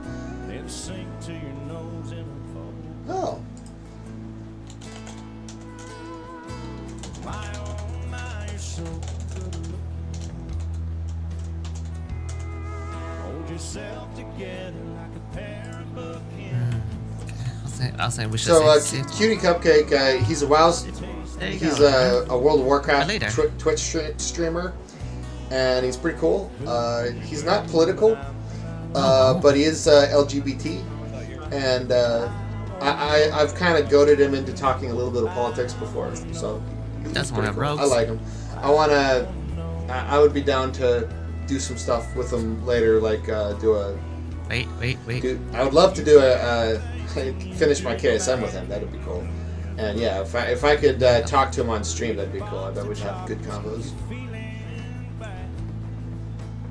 So anyway, I don't even know what the cupcakes are. Is that points or is that like? I can have them all. It might like boost your luck. I don't freaking know. Oh, Wolfen68 is the other guy. He's actually the one who told me about cutie cupcakes. So we'll pay attention to this and see if we can win a run. Just because that'll guarantee I get KSM instead of having to. Like I've already done either 2 or 3 15 attempts on the other side this week, and failed each one by just a couple minutes. And it was not my fault. Urgh. On one of them, the DPS pulled extra mobs, and like you can't do that in Necrotic. There's no forgiveness. There's no forgiveness with Necrotic. It is difficult. And the other one, the tank was bad, man. It was a Demon Hunter tank, which is like the easiest class to kite with. And he was just standing there face tanking Necrotic, and I was spamming the heck out of him. But eventually, he's not taking any healing, and he just dies. Nothing you can do about it. He even had an add-on that was like, "Run, your stacks are too high, idiot." And then he wasn't listening to his own add-on. It was... It's terrible. Oh, yeah. Hey, how's it going, Kai?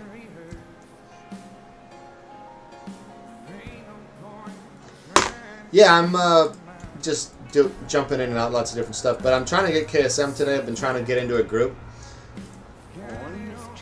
And my claim to fame here is I'm getting KSM through pugs, which is not easy. So, I've been having a little bit of difficulty getting into a group today, more so than usual. I'm not buying it. They already have a healer. So I'm just doing dailies and the mods shit while I'm waiting to get into a group. But I'm going... freaking already have a healer. Unbelievable. I might have to... I don't want to do it as DPS. I'm Resto main. Do you play WoW? Kai? Are you still in here?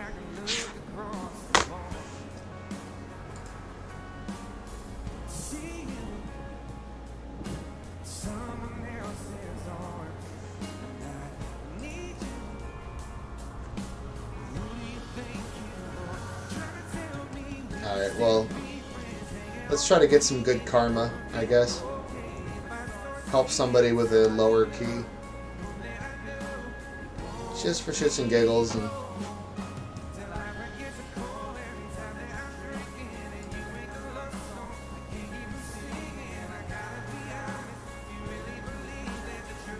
I guess it doesn't have to be the other side. Yeah, let's just go for any 15, actually, just so I can get something for the vault, I guess. Oh, wait, that's the other side. Please, let me in.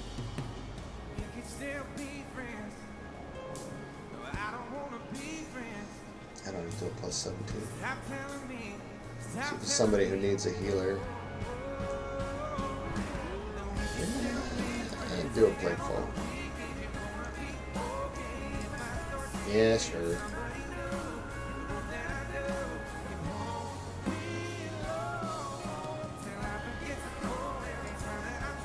I've already done that, but I'd do it.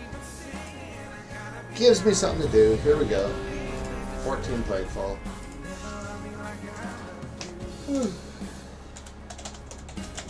Zuppal.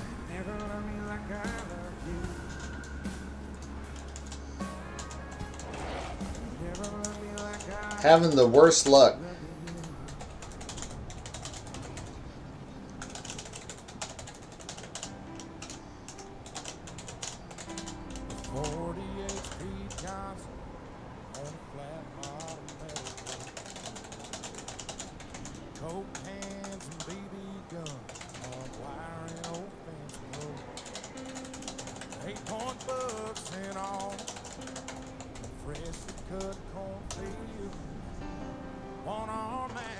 Alrighty, so let's get that last quest done if I can before they send summons, unless they're already Yeah, we got 5 people in groups, so they're probably going to be sending some shortly.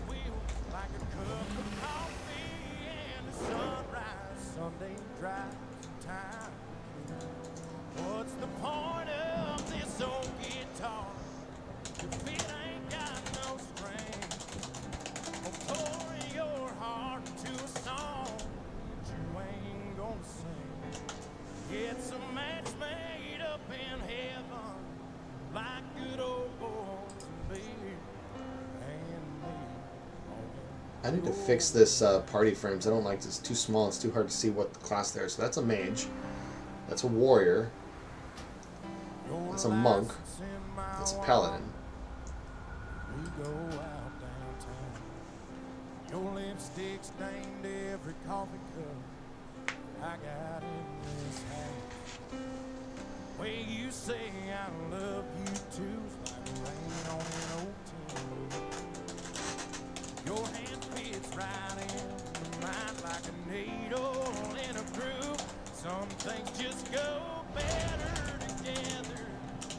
And probably always will. Like a cup of coffee and a sunrise Sunday drive.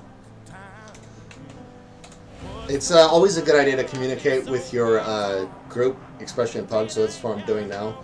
Just making sure they know the affixes, how to deal with it. And I'm telling them they need to take less damage, just because I'm going to be spamming the tank more than usual. Because necrotic reduces healing received.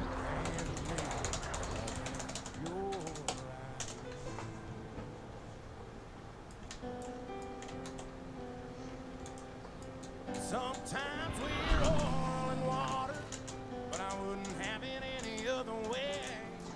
Zoom out a little bit more. For raids and dungeons, it's good to zoom out and be able to see the space around you. Would you sound better together? Probably always will.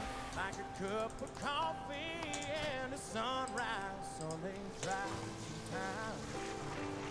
What's the point of this old guitar if it ain't got no string? Or pour your heart into a song you ain't gonna sing. It's a match made up in heaven. Dropping a feast goes a long way towards goodwill.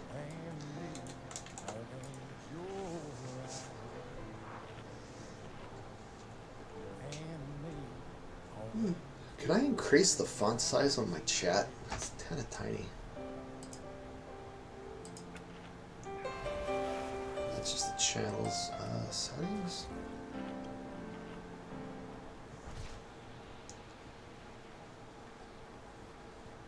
Anyway, don't worry about it now.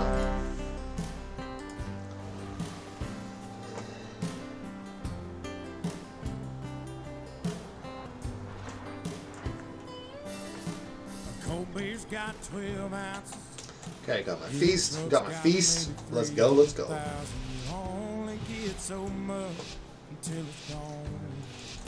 Hopefully, I don't discover I need something else from my UI that I forgot to set up. First time playing a 15 on the new computer, so it's a whole new setup. I like to pre-hot, and the way that is that button? Yes. The way it works now, if you refresh a hot or a dot, it's going to add the remaining time up to 20% of the total onto the hotter dot. So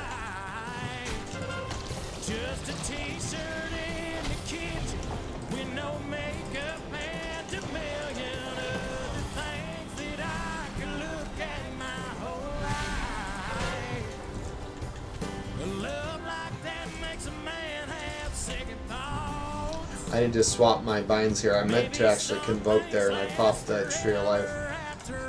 It's still those 2 buttons. When I set up my keybinds yesterday, I apparently swapped them from what I'm used to, so my muscle memory is going to have me making mistakes if I don't fix that.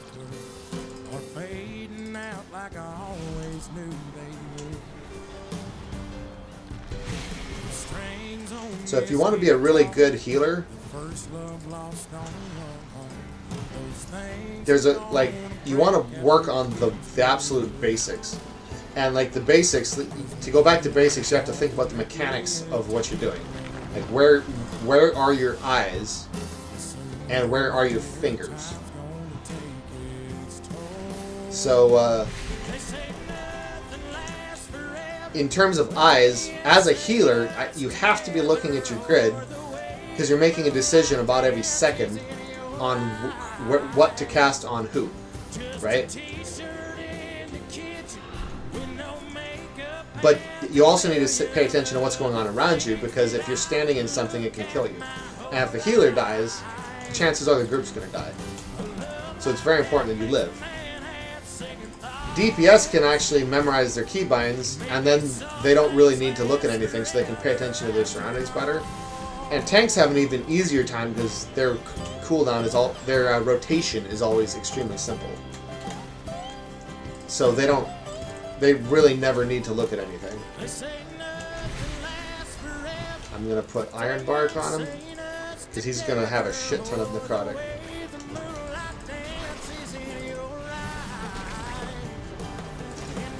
And Iron Bark's gonna reduce his damage taken. Now, who's the tank? It's this guy. I want to set him as focus because that's gonna let me track his shit better.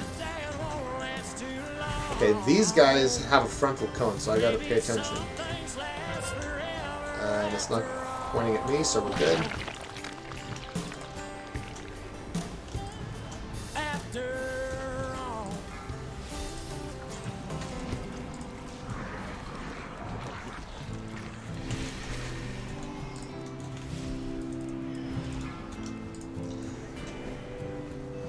You might notice I'm over here. See, that's why that blink's good. I was too far away. Any mob that has a cone attack like that, you want to be fairly close to it. Because if I just ran at a normal speed, that probably would have hit me. I was too far away. But with a blink, that gives me a little bit of forgiveness. I can get out of it.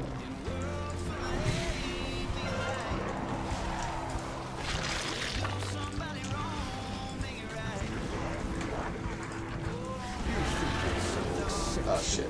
This is one of the reasons I overheal. I was not paying attention to the meter, so I didn't know Pride was going to spawn. But fortunately, I already had HOTS running on everybody. Pride can be difficult if you start off from behind. So I want all my HOTS running on everybody, including regrowth.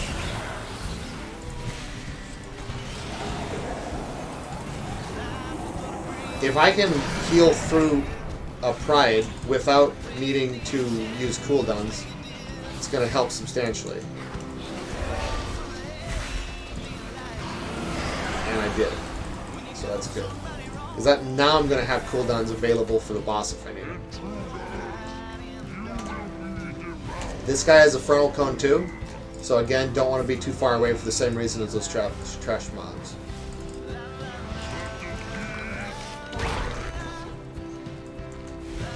So I'm going to do a little DPS here. This is a tyrannical boss. Oh shit.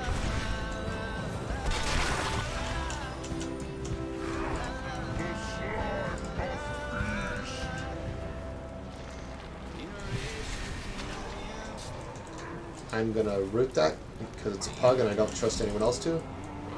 Oh, somebody else already did, so we're good. I really prefer to get in Discord with people. I really wish.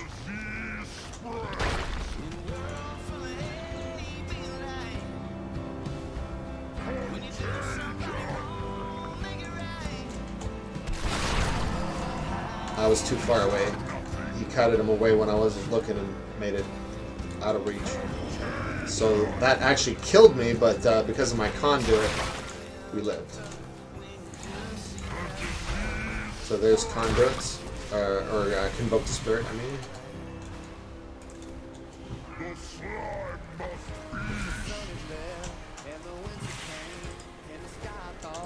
Easy peasy. So this blue thing is one of my conduits. It's giving me extra haste. I'm going to actually pop Tranquility here. even though I don't need to. It's always better to overheal than not, unless you're going to run out of mana, and I'm not going to run out of mana, obviously, if you're paying attention. I got 88%. And I know I'm not going to need, I shouldn't need, I should say, Tranquility for a couple minutes, so might as well use it. It's better to use things than not, basically. So unless it's going to hurt you to use something, use it. Because it helps practice that keybind, if nothing else. So he took a lot of damage there, so I just popped Iron Bark on him.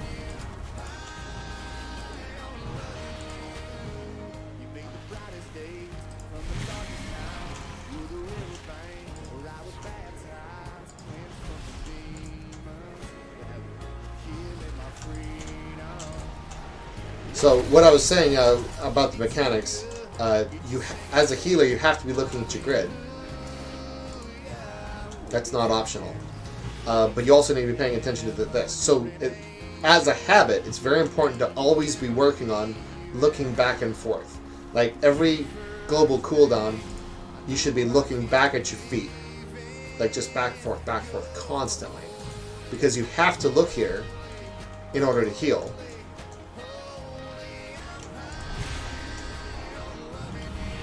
I'm out of combat, so I'm going to drink real quick.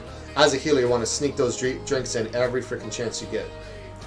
Even if it's just for 2 seconds out of combat. It's going to make sure I don't need to be conservative because of mana. Like, I want to overheal like crazy.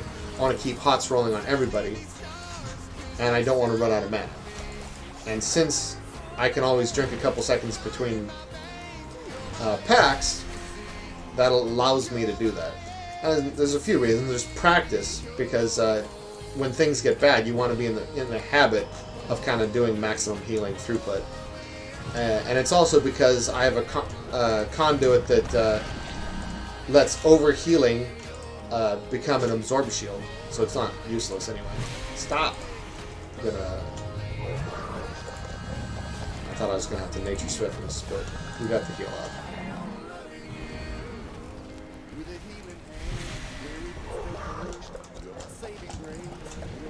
So his stat, he's got 30% reduced healing. That's not too bad. Look how fast it's going up, though. Here, let's get it invoke off because people are losing. Okay, so he kited it away before it got too high. I've seen it go up to like 50, and that's not good.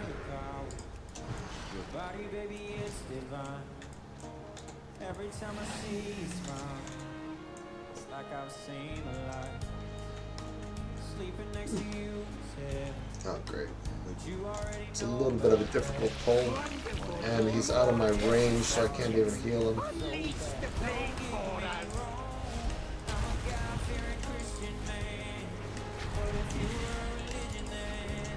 But at least he didn't get stacks in the product, so I can still heal him. So that's, oh shit, somebody died. Now I wish I had Iron Bark back.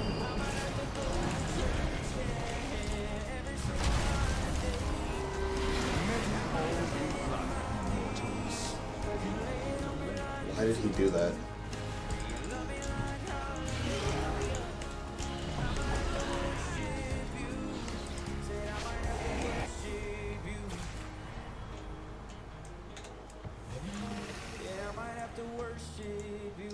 Yeah, he pulled two pulls like that.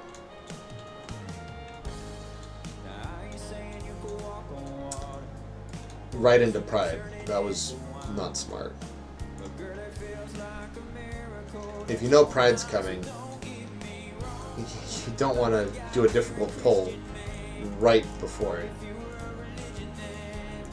If we'd killed one of them and then the other pack and then into Pride, easy peasy.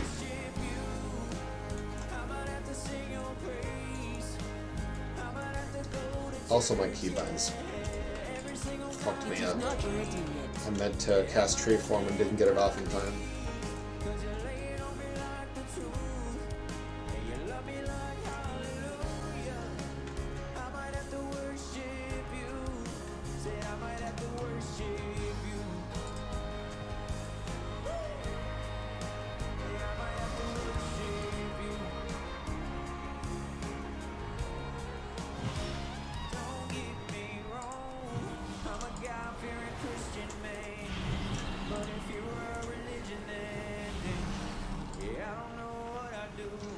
See if I can get a food buff before I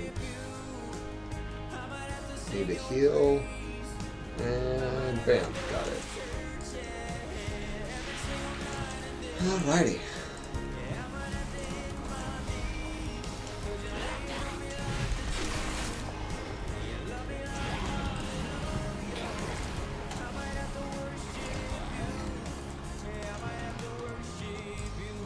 Get everybody's hots rolling because we got Pride. Should be easy because his health doesn't reset, which is super awesome.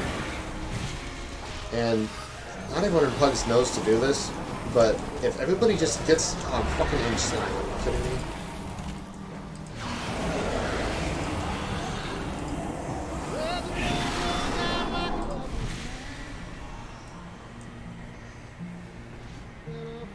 Yeah, it was what I was saying with Pride. Get in a line so everyone is in a straight line, and then nobody needs to move the whole rest of the time. As long as you're in a line that's at the correct angle.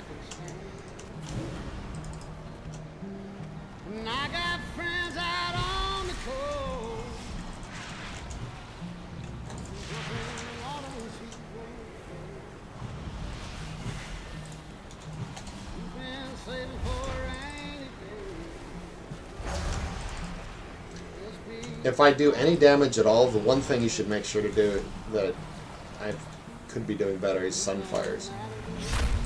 Just because one Sunfire with one global cooldown dots up all of the mobs in range. And then it's just doing free damage.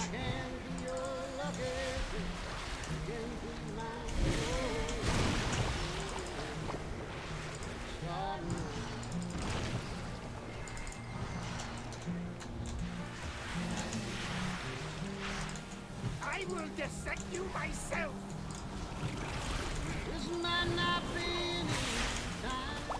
So I'm probably going to pop Iron Bark on him. He's probably going to use a cooldown himself, so I'll wait.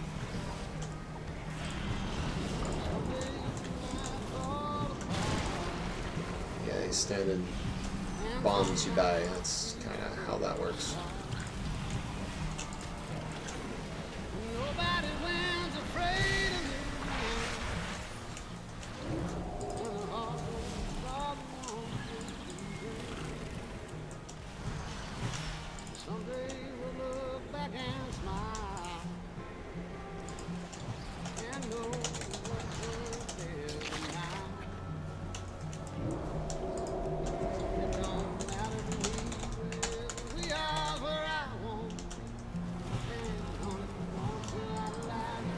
He chain pulled into the next mob before I could res. Who dares intrude on my laboratory? When I find you, I'll be happy to demonstrate my research.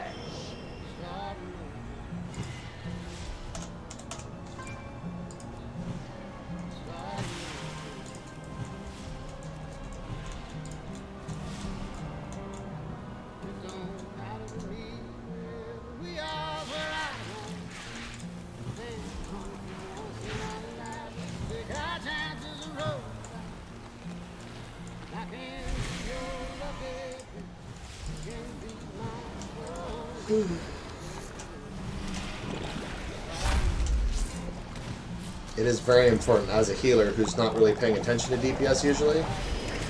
It's super important that you're careful with your tab targeting and you don't pull an extra mob. Nothing like a healer who's not doing hardly any DPS anyway, pulling a mob trying to do his shitty tiny little amount of DPS. It's kind of horrible, so don't do that.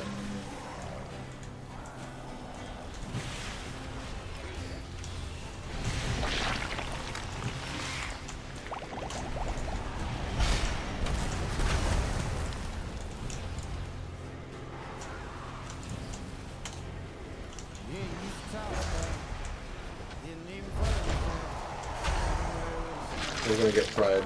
I gotta, as soon as this guy dies, it's Pride, so I gotta get hots rolling on everybody. I am not doing good for mana, so I'm just gonna pop a quick pot. Of course, the nice thing about Pride is it gives me mana after it's over, so I don't need to worry about it too much. get fluorescence out. So that's fine. We're not exactly in a line, but we should be mostly okay with the stuns that go out. We seem to be doing pretty good for damage. I haven't been watching the DPS meter. The fact that I haven't even looked at the DPS meter tells me we're doing okay. Yeah, I could have popped the cooldown, but it's better to just let the HOTS do their work. So I have it for the boss. So now I have all my cooldowns available for the boss. Easy peasy. Popped. Certainly, anytime less gets popped, do some damage, because it's buffs healing so much that chances are you're not going to need to be spamming heals.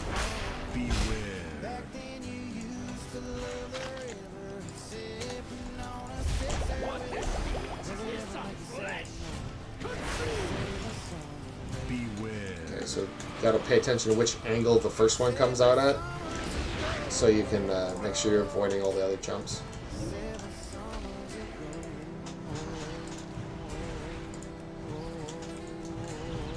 What this needs is some flesh.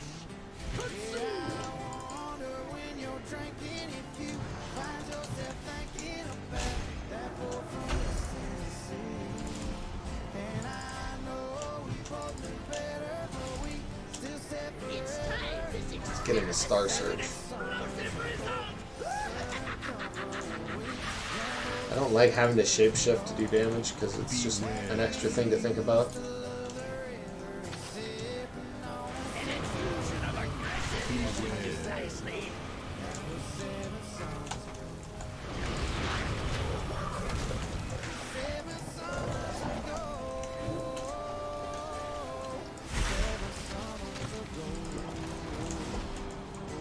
Where's my range strike there? Let's get that out of the way.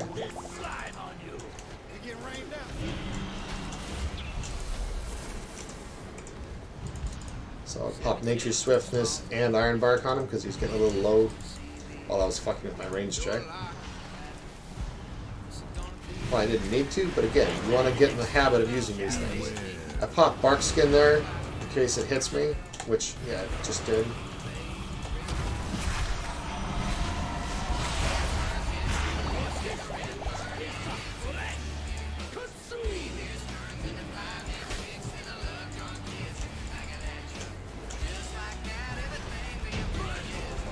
Easy peasy.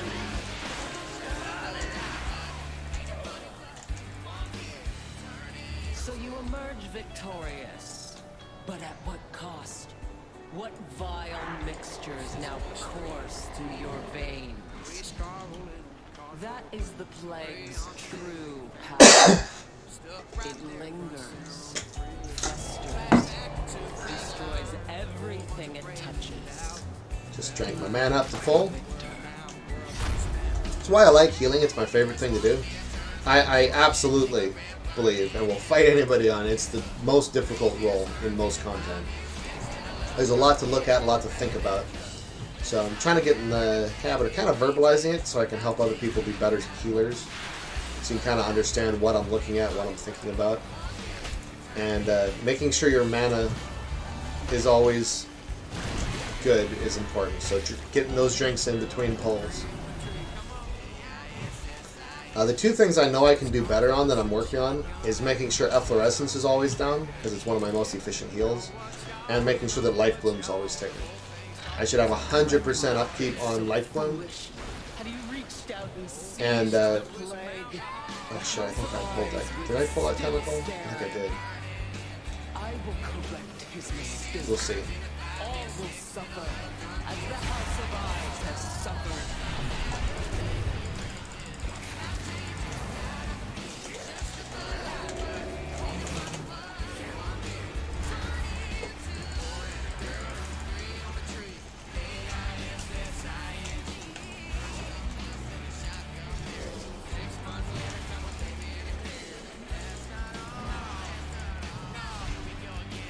as a healer, you don't have to think about where you're going very much.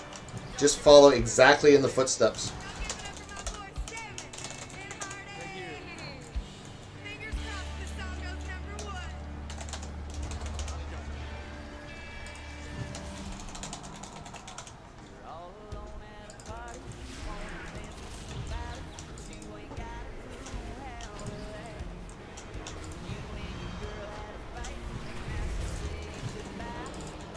Yeah, so that's why I love this conduit tree. It basically lets you die, but not really die. So it puts you in a pod. You can't do anything. Oh shit!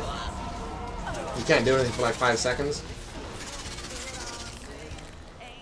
But it does drop thread, which is handy.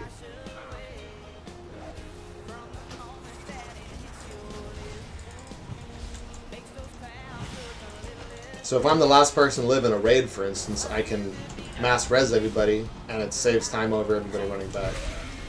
And of course, you're still alive. That's kind of important. These fucking stealth little bastards always get me. I'm gonna try standing like right on top of the fucking tank.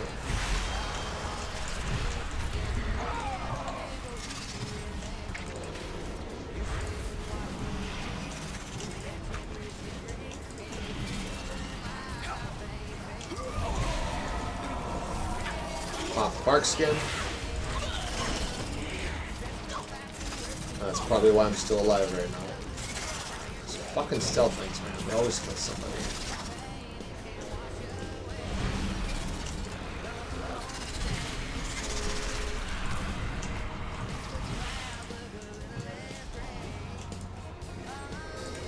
Notice how they almost killed me even though I was standing on top of the tank.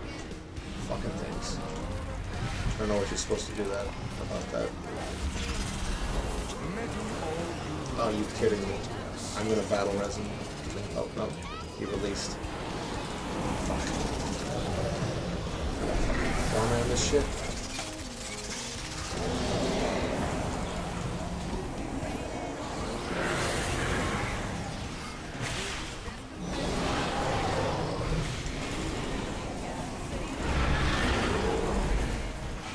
I'm almost certainly going to need cooldowns because it's going to take longer, which means the stacking damage gets worse. So now it's my bow. Right into Tree of Life and Innovate.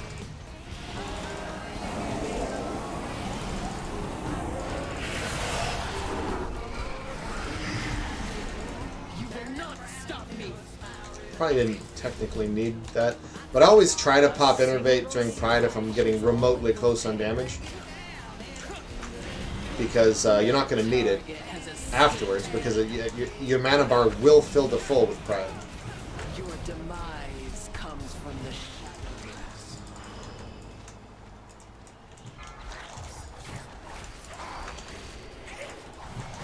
A single scratch is all it will take. I will slay you where you stand. Bark skin.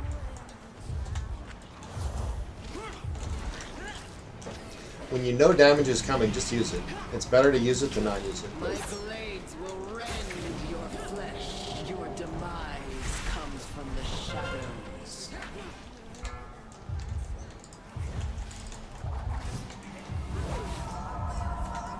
Now I'm out. I'm gonna get. Oh, blink for that. Okay. If you haven't done this boss before, you can't be off by yourself. You have to be within like 5 yards of somebody, or you get stunned. But you do have a few seconds of forgiveness. So with that circle shadow ambush, you do need to get out of the group. But you don't want to be out of the group for very long.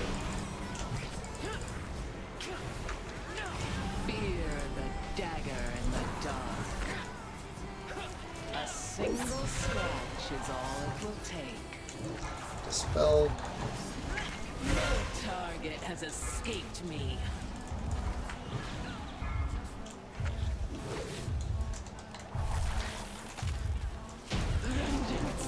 Easy. Be mine. Who trespasses upon the house of Who seeks that which cannot be controlled? If you so desire this power, then come and claim it, and let it claim you.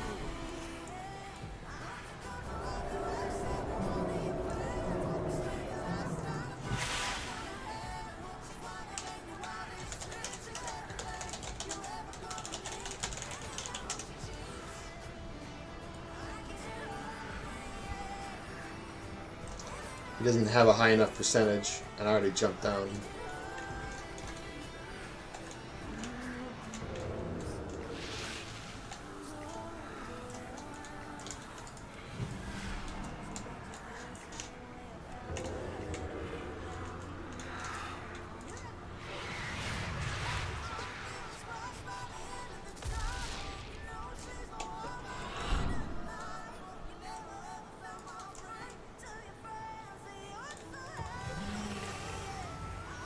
Oh, we already jumped past each other.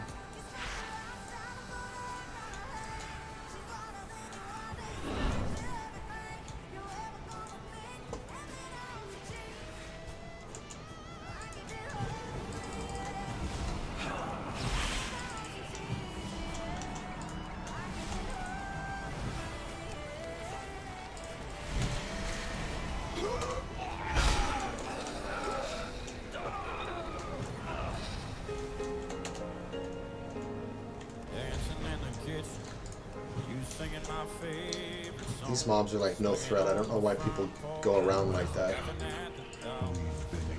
And just...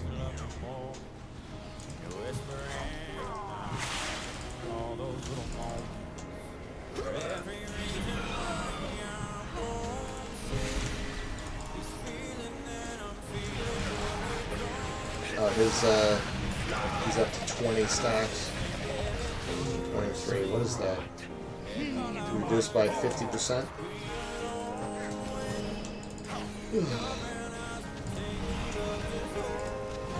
This is one where movement buffs can be important, so I'm glad I got that down.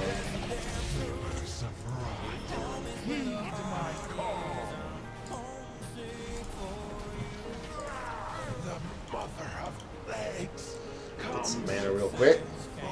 Don't really need it because I have potions that innervate, but might as well.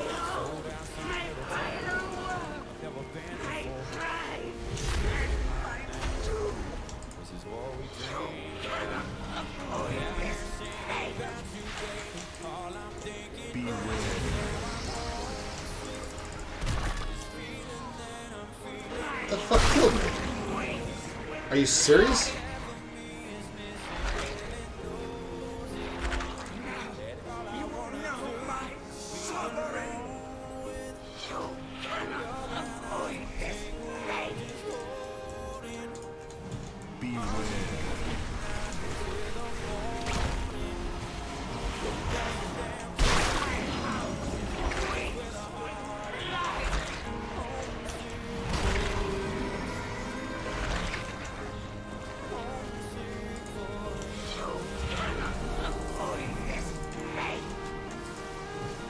See if we can recover, be impressive, because that was very bad. Lost somebody. I burned all my cooldowns. What do I have left? I have Tree of Life.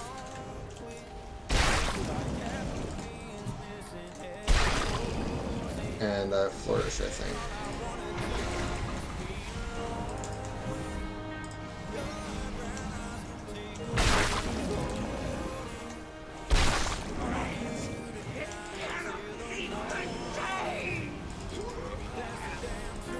So I'm gonna get Infectious Rain here in a second, which does a lot of damage.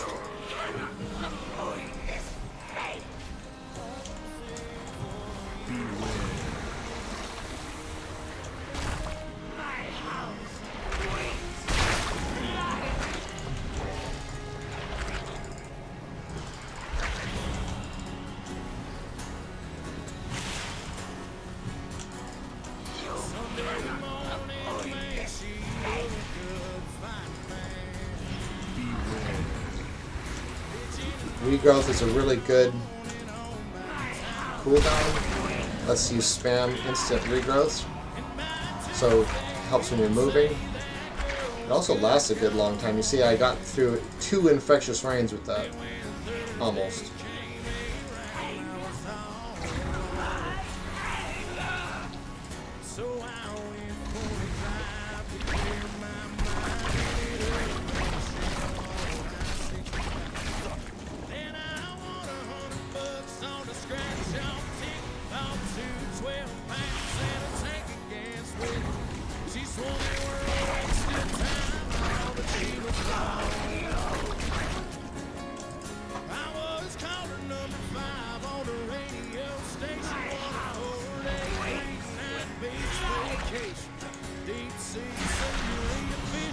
Invoke for this infectious rain because it's a bitch.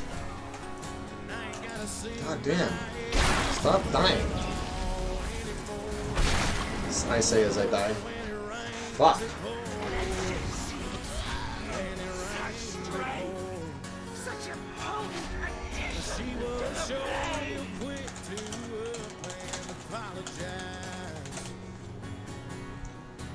When she heard about my newfound love, gonna live Too many mistakes, man. A couple of which were mine. what I thought was gonna be the death of me was my saving grace.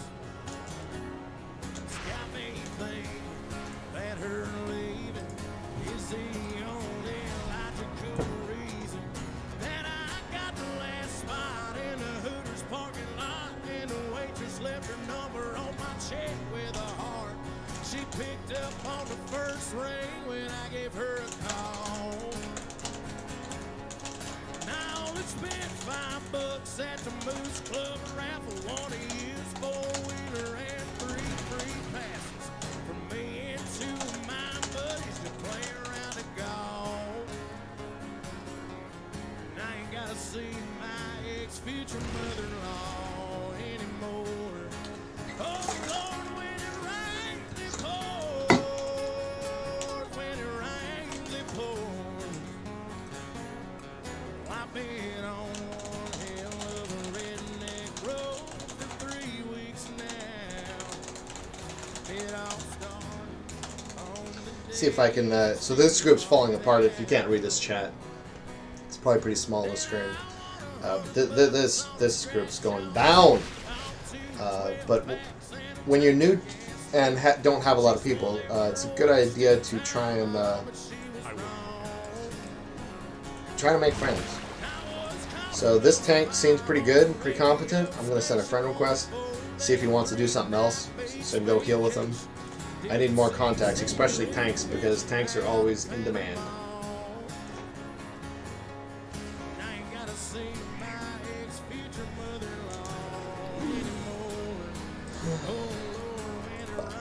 Alright, let's see.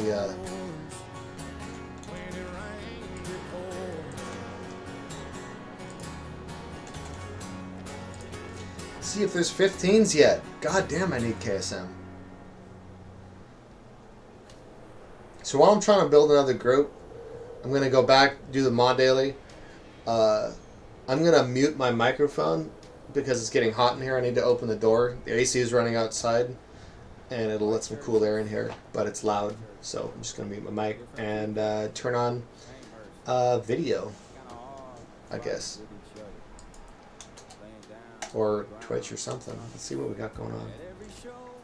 Yeah, we watch Cutie Cupcake for a second.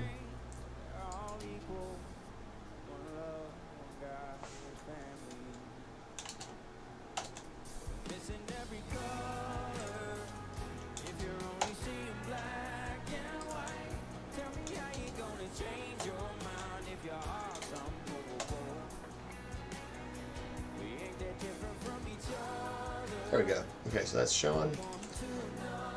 Mute my mic, so I'll be back in like 5-10 minutes. That's all I need to cool the stuff down.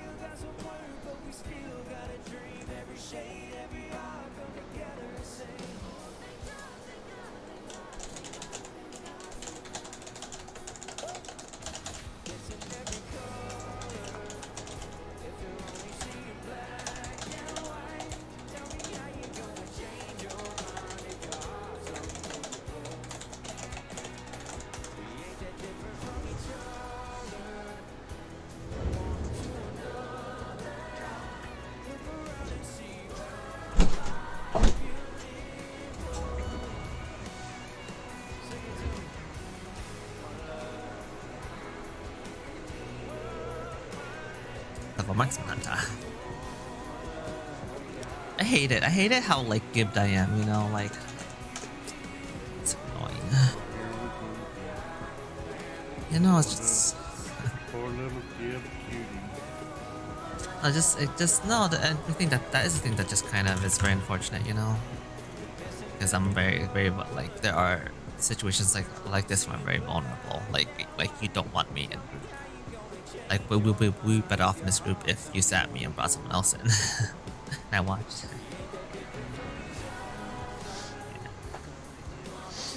You will leave, please, Ever? Ever made good?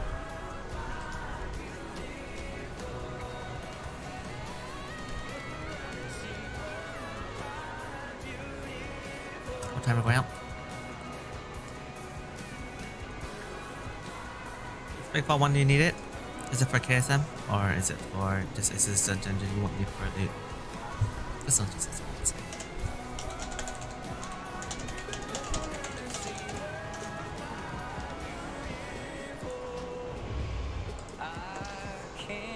I realized I put the wrong, I think I put the wrong website up.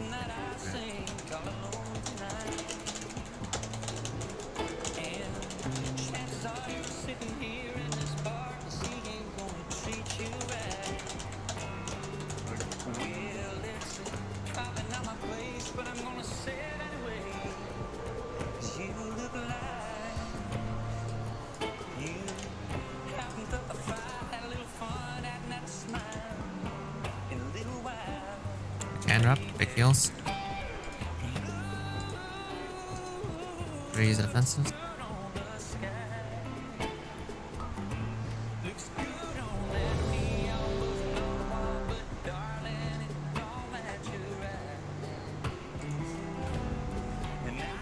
Oh snap! I got accepted. About damn time.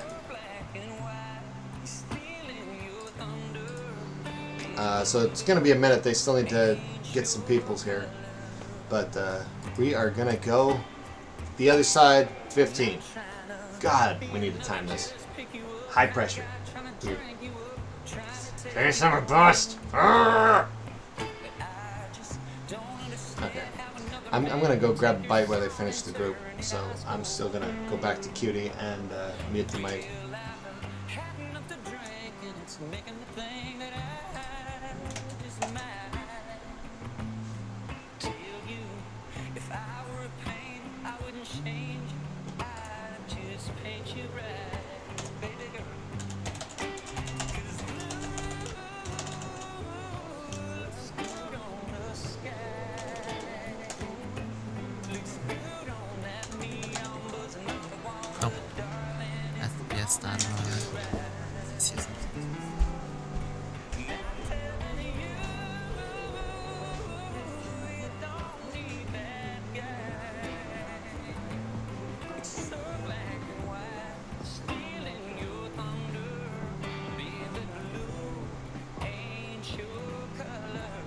Sides here. We're gonna get through. Keep it clear. So grab a wall. Okay, grab a wall. Yep. Right, there you go.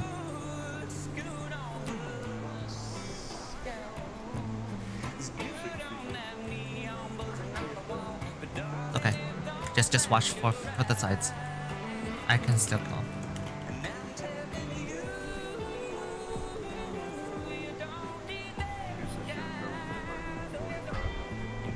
Fuck, I gotta revive my set. I can kill them all.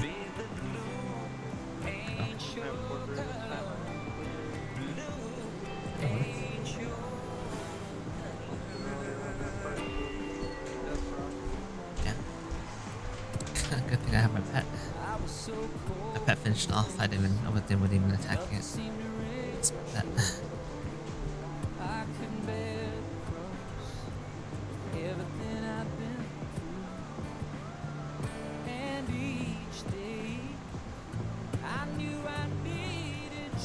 Make sure you guys DPS spot and everything on the first boss fight.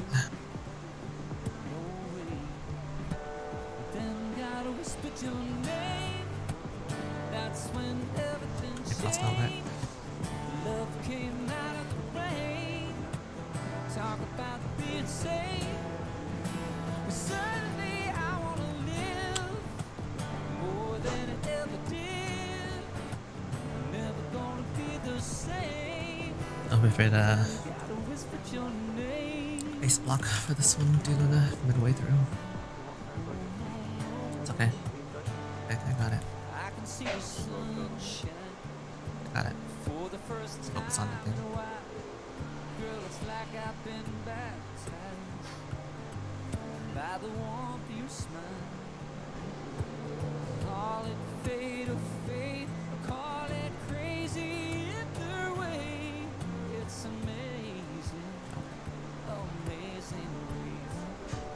When God whispered your name, that's when everything changed. Love came out of the rain. Talk about being safe. Suddenly I wanna live more than I ever did. Never gonna be the same. When God whispered your name, this is what I needed to hear, babe. Couldn't have been more loud and clear.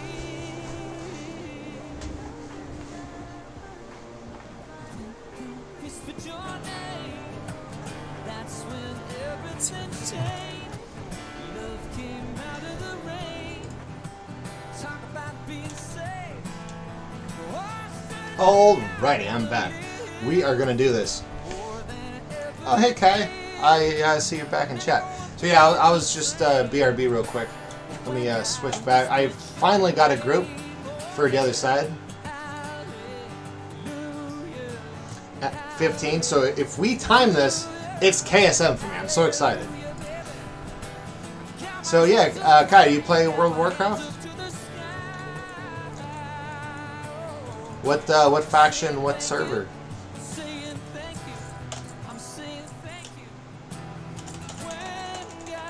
I'm gonna tell the group that it's my last one for KSM.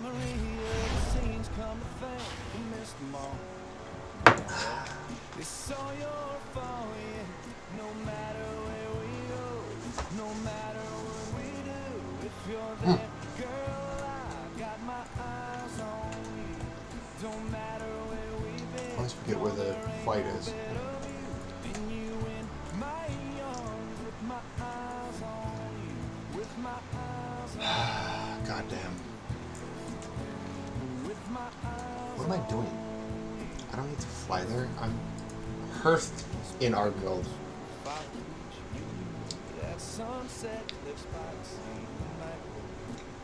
You still talk about that. All I needed to. Might as well have stayed in the room. What do we got? We got a warrior, got a death knight, got a mage.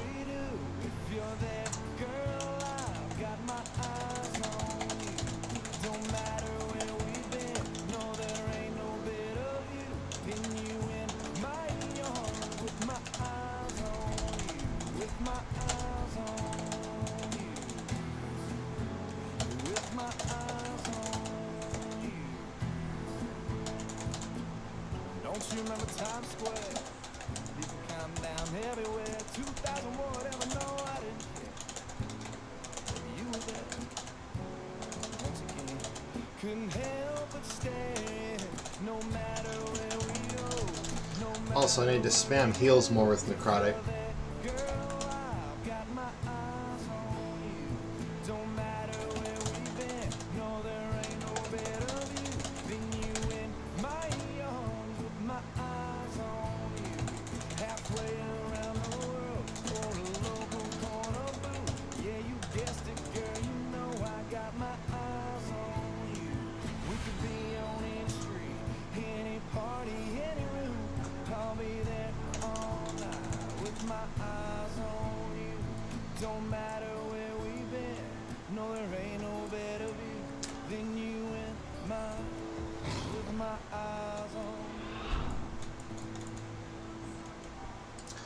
Cursing Howl, coming to a theater near you.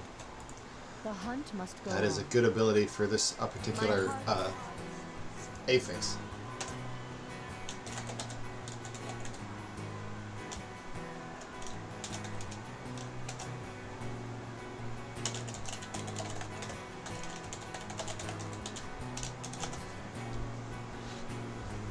Hadn't had a good time since you know.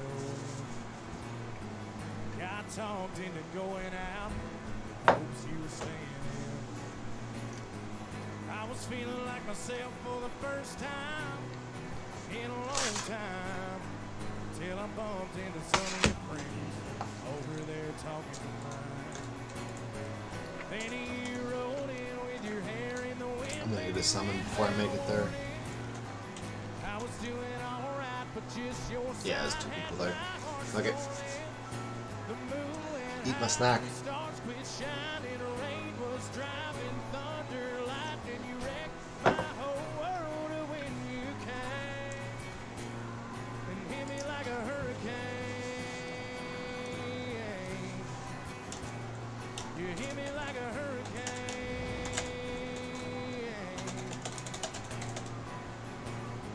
Knew it was gonna be a long night from the moment locked eyes over whiskey on ice, started talking about us again. If I would have just laid my drink down and walked out, well, I wouldn't be in my truck driving us to your house. But you rolled in with your hair in the wind, maybe without warning. I was doing alright, but just your side had my heart storming. The moon went high, stars quit shining, rain was driving, thunder, lightning, you wrecked my whole world when you came and hit me like a hurricane. Oh, you hit me like a hurricane. You hit me category 5 with your smile, blew me away, and girl, it ain't but midnight. You done killed the lights, bent my heart back to your bedside.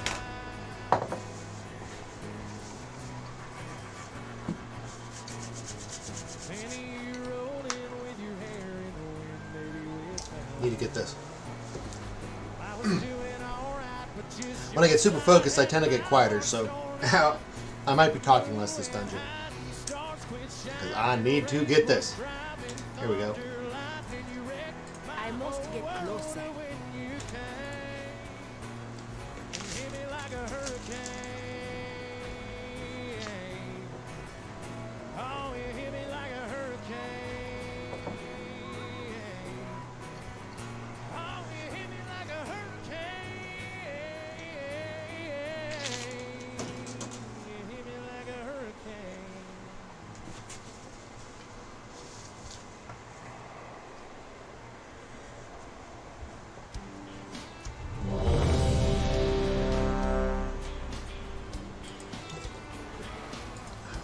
Okay. Got some blood sugar. Got some energy. Let's go. 4, 3, 2, 1. So what I started saying is if you pre-hot somebody twice, the duration on that's going to be 20% longer. I do usually like to pre-hot everybody and then drink. Just for a second. That's all I need. Hopefully they're smart enough to hero for this poll, because this is difficult.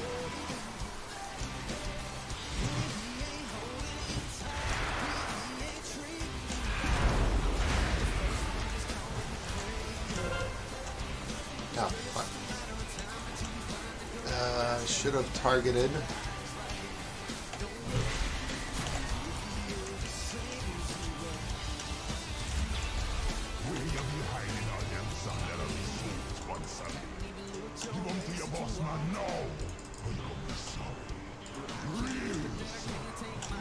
So you can be sending them to the mall.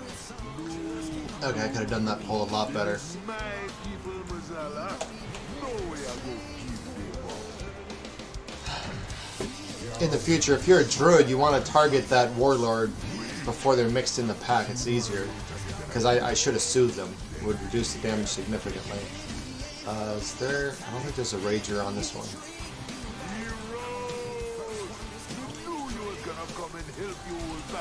Oh fuck, the symbol is blocking my life bloom. That's what's going on.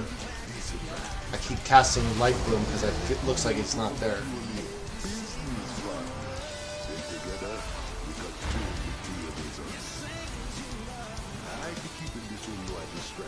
Gotta watch my weak aura instead. I might wanna... Oh shit. Ah, fuck.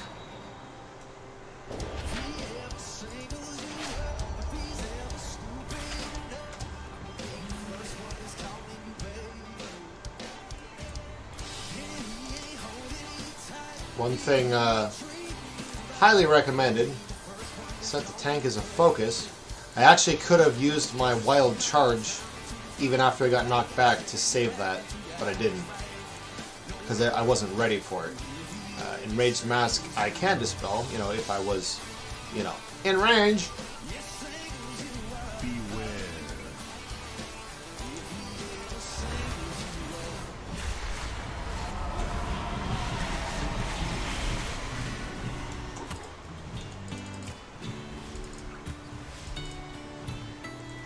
Out of range. Baby, last night was hands down too far away. One of the best nights that I've had, no doubt. Between the bottle of wine and the look in your eyes and Marvin Gaye. Then we danced in the dark under September stars in the pouring rain. And I know that I can't ever tell you enough that all lost life is crazy love. If I never get to see the northern lights, I'm at a bad angle. Stop dying.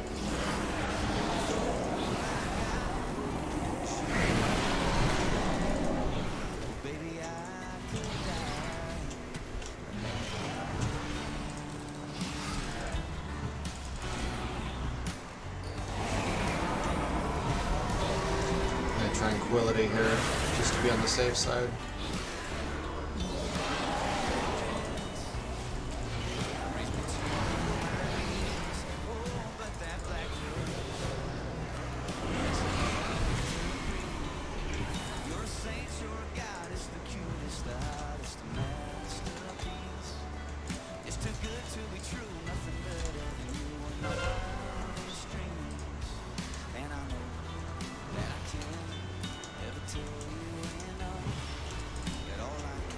I was hitting the wrong button and I wasted my time. Now I'm behind. Again, those two keybinds switched from my other computer and I didn't realize it. Let's change those.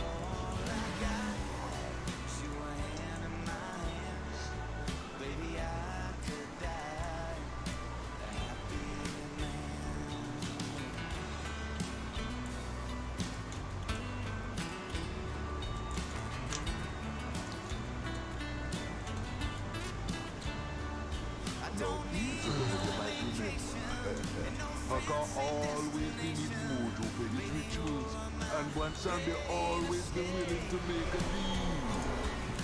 Well, what you give me that look for? So how call me a lower blood? But the deal's a deal, man. Just get me mojo back. If I never get to build my mansion in Georgia, or drive a sports car, goes to California.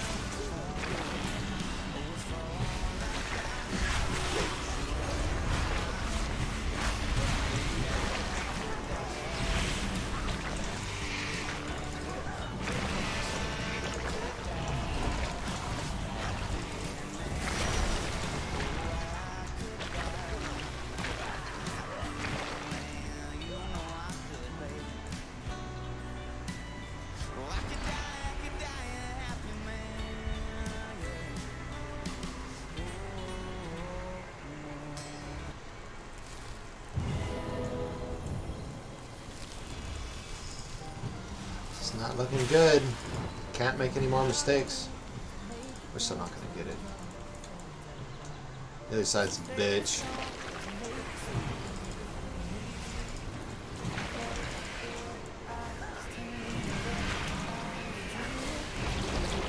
These motherfuckers do a crap ton of damage.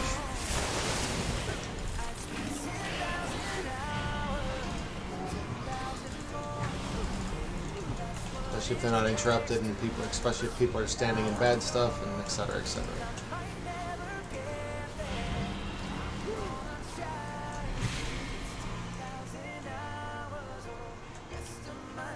Sneak a little mana here real quick. Better get in there for heals. Swiftman to catch up before his stacks get too high.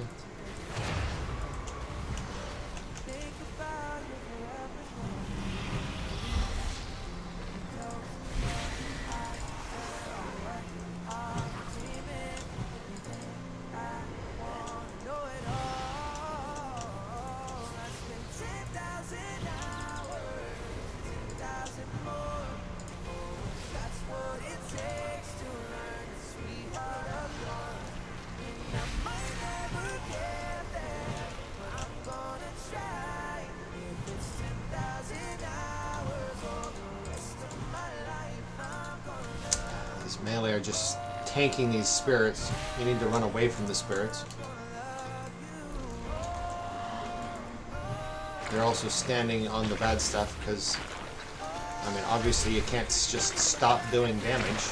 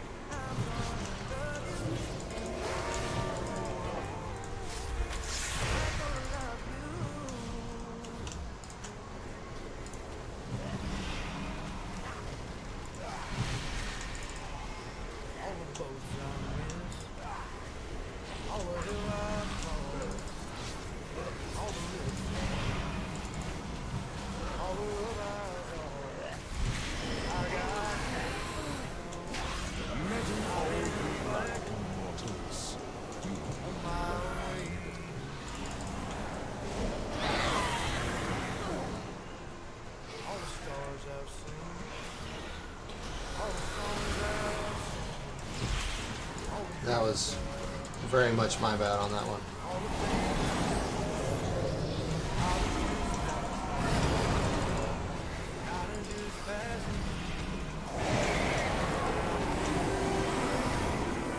Please don't stun me with that in the middle of my tranquility.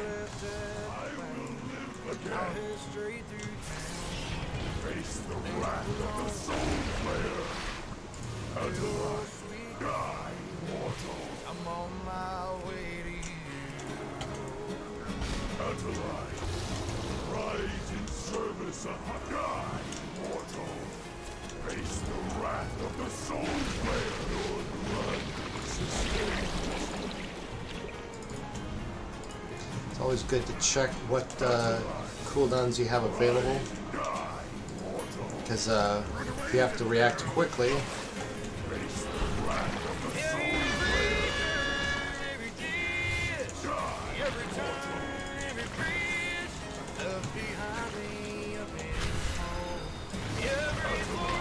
And I have Convoke.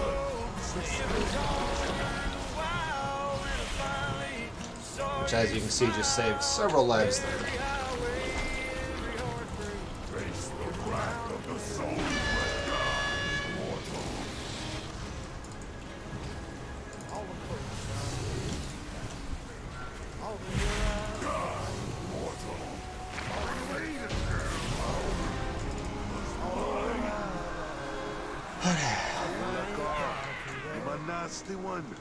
One shot at that.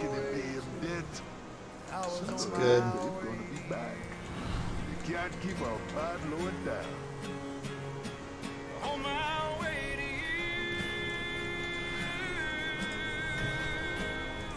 On my way to you.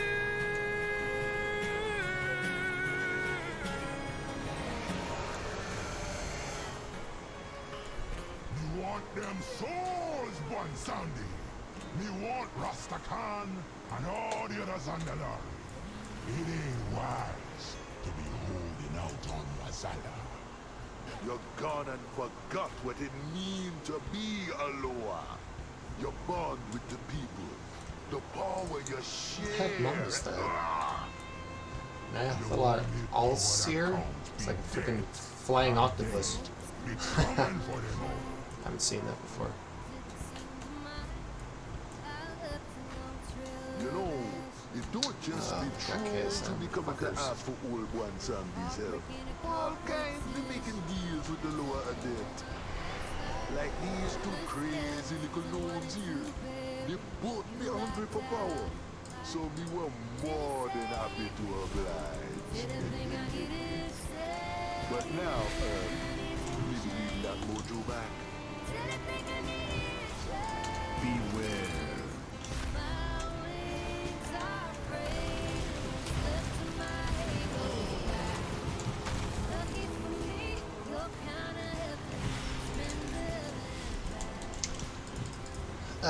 A typical mistake from players who are trying to be good, but they're actually bad, is to over-focus on things like the DPS meter. And you can tell these DPS are doing that because they're just trying to get every tick of damage they can, even at the cost of risking death. Like that warrior just took 3/4 of his health in damage so he could start doing damage 1 second sooner. I managed to keep everybody alive, but it's a dumb move, because sometimes you won't. And it puts me behind, then I can have the tank die or something.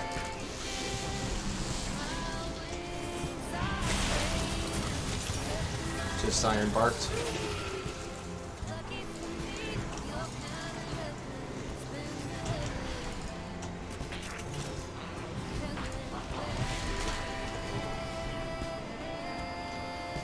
How are we going on Pride? We got 9% to go.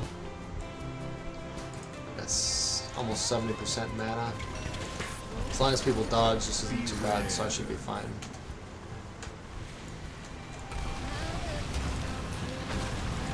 See if that warrior does it again. Another Death Knight this time.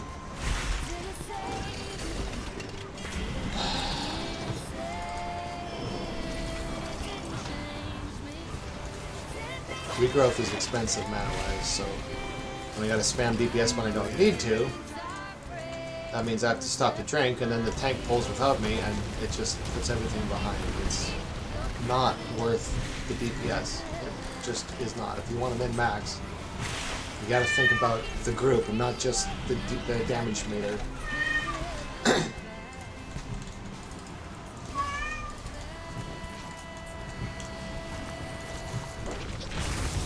Jesus. Lay on hands himself.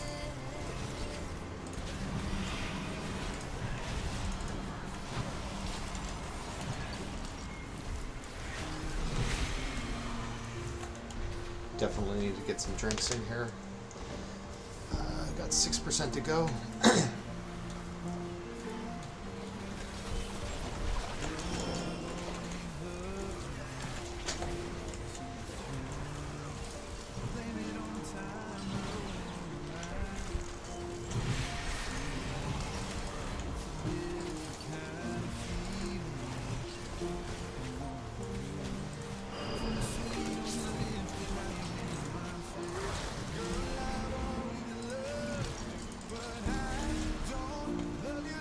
I don't remember how long that keeps the Frogger shut off for, but it is not forever. So, once that last mob is pulled, definitely want to get past it. I don't remember if the blink kills you or not. I know a lot of the stuff nowadays, you try and blink through it, it kills you instead.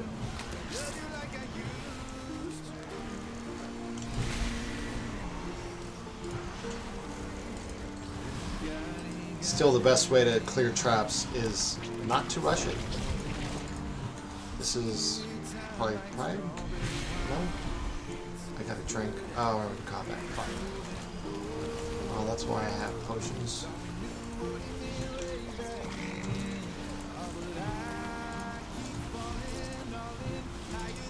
And it's gonna give us pride right here. Yep.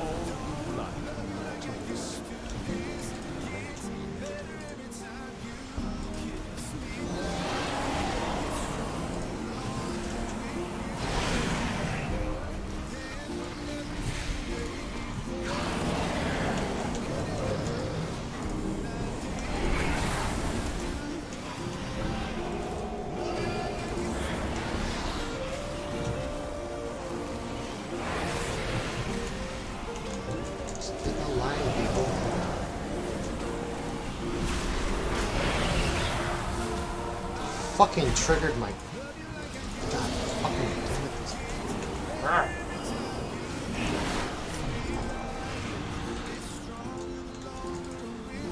Should have looked at his health before I popped Tree of Life. I could end up needing that in this boss. Also makes it fucking impossible to see in this tiny little space.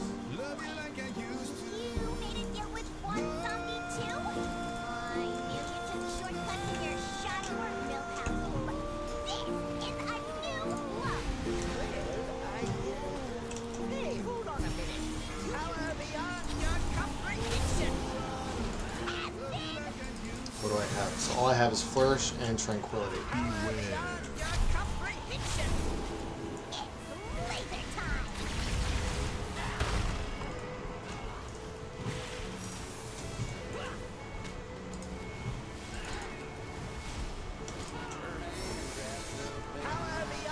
Watch the lasers, they move very fast.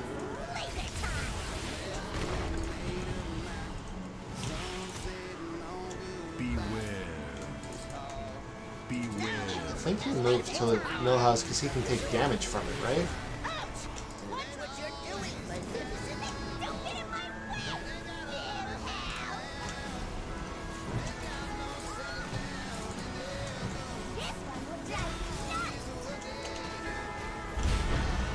Oh, bombs.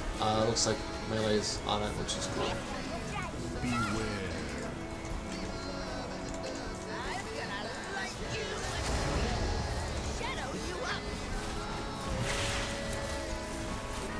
Okay, now I have Convoke up if I need it as well. So if I need a cooldown for the group while I also need to move, that's the one. Oh. I'm gonna get that bomb. I gotta get that bomb. Got it. Beware, beware.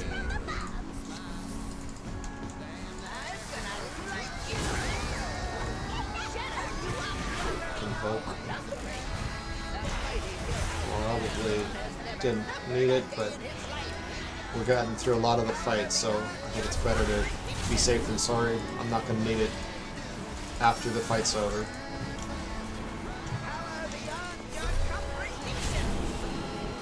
And I still have Tranquility.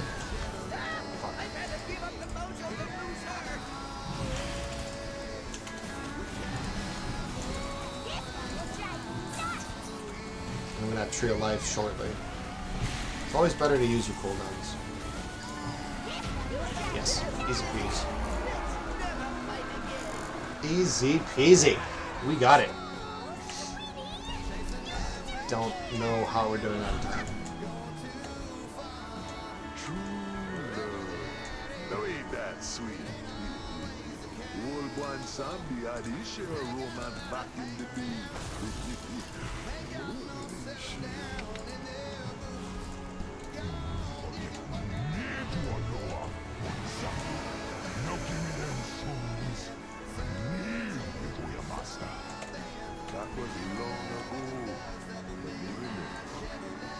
Okay, so I want to pre-select that one. I might need to soothe it. That is a soothable mob.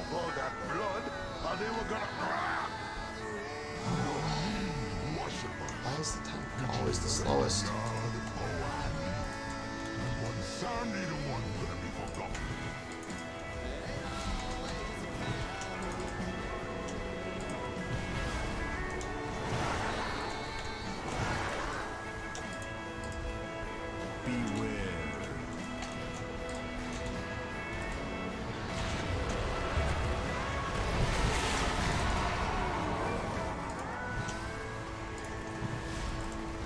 Pulsing AoE damage while enraged is bad. The soothe seems to help a lot there. I haven't confirmed it's even soothable, but I think it is.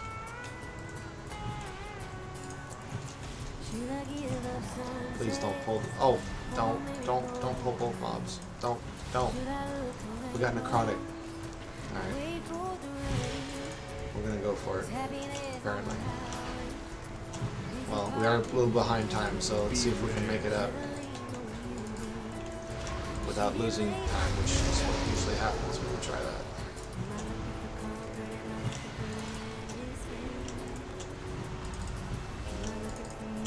Got Iron Bark on him.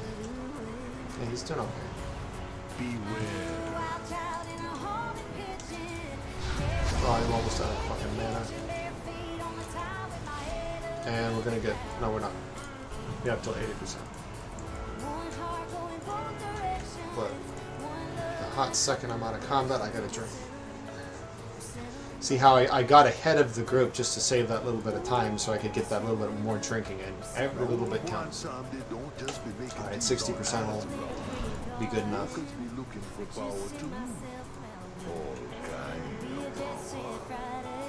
This one ain't gonna want to give me back the mojo. Okay, traps.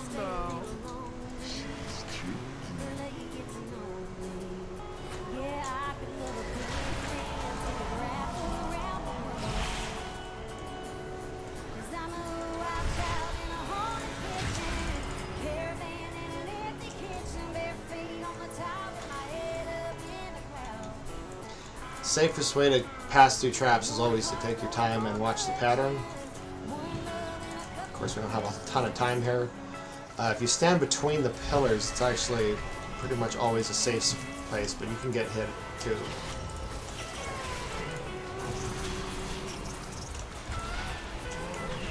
You can get hit once, but not twice. Twice will kill you.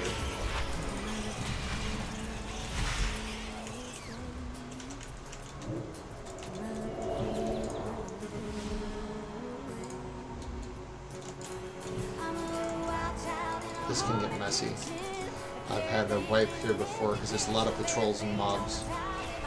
And with necrotic, it's going to stack up real quick. Let's get Iron Bark on him.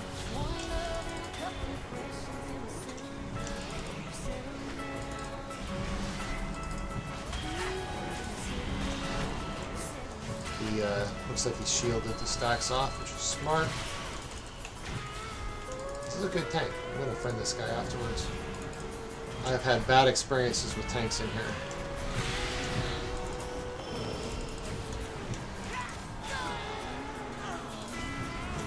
You think yourself exceptional, gifted, but you could learn humility.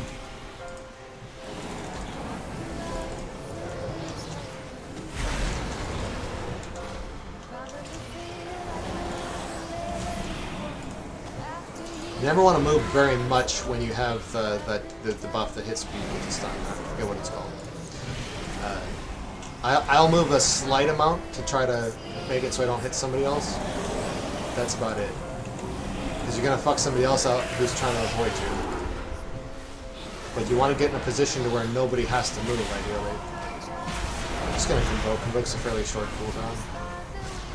Probably didn't need to, but that's fine. I still have Trio Life and Tranquility if we need it for these more difficult pulls. He's LOSing, so I gotta get with him, I think. No, he was just going for the stun thing. Cool, cool, cool.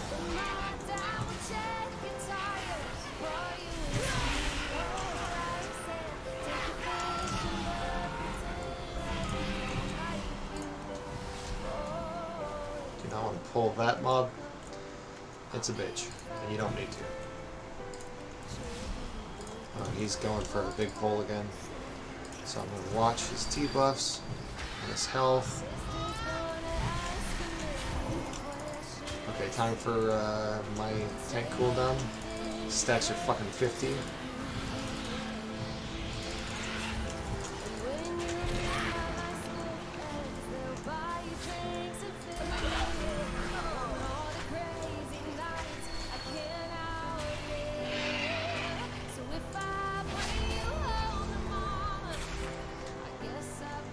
And that fucking probably cost us time.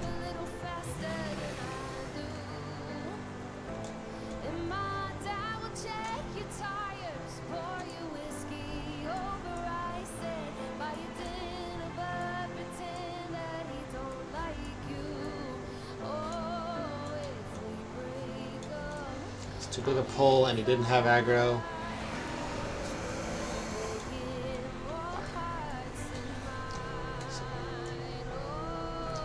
I started running too soon. Yeah.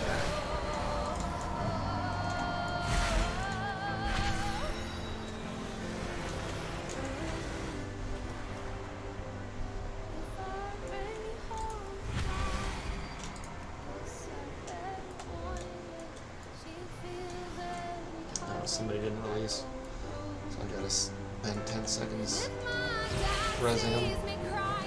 Every little bit counts. Feel pretty dumb about that not releasing decision if we miss the time by 10 seconds.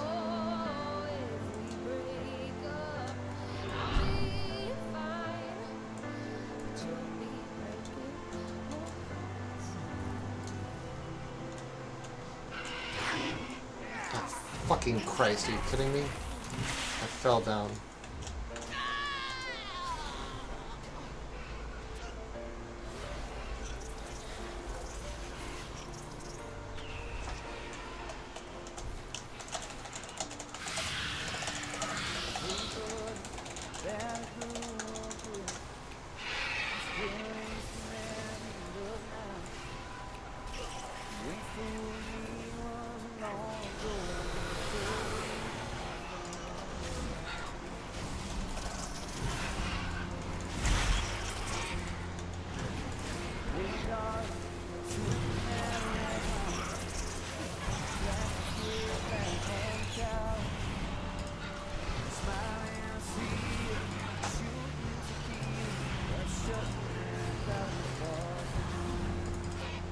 If I'm just straight spamming on a tank, you can heal through a lot of stacks. So 35, I'm already up to 70% healing reduced. But he is still getting healing.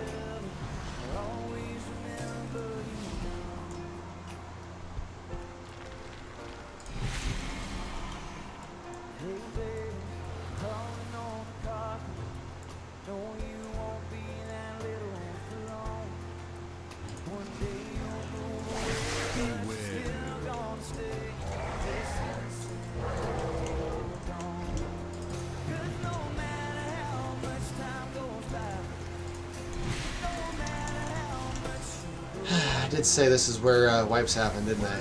Called that one. Beware.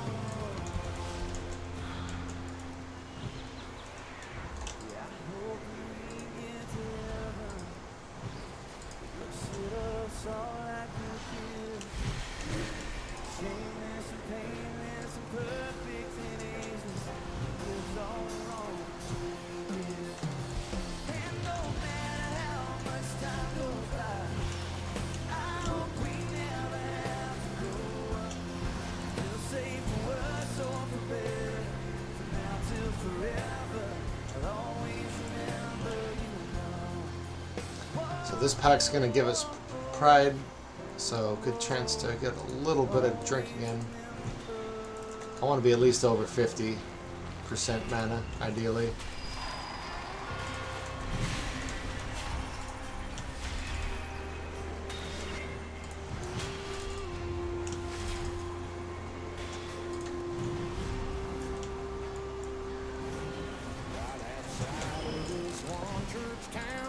Let's get hots rolling on everybody.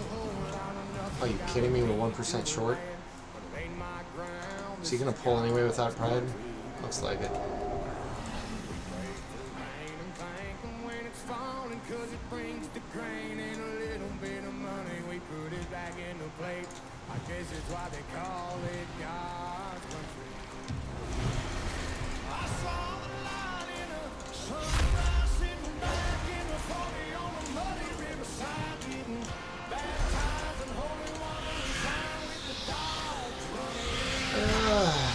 Minutes.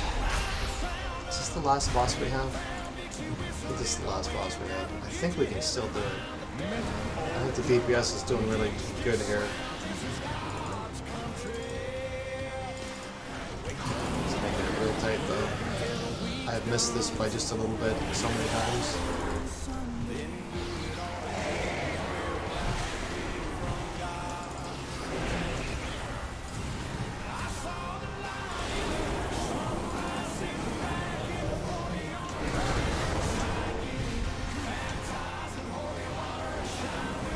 See if I can save my cooldowns. I don't think this boss is super tough.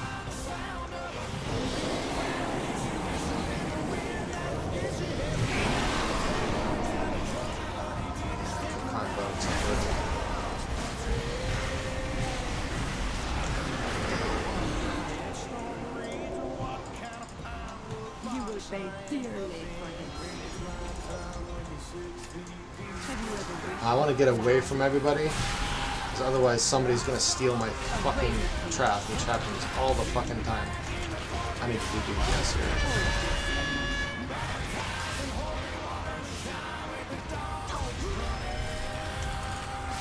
I got on it too soon, that was my bad.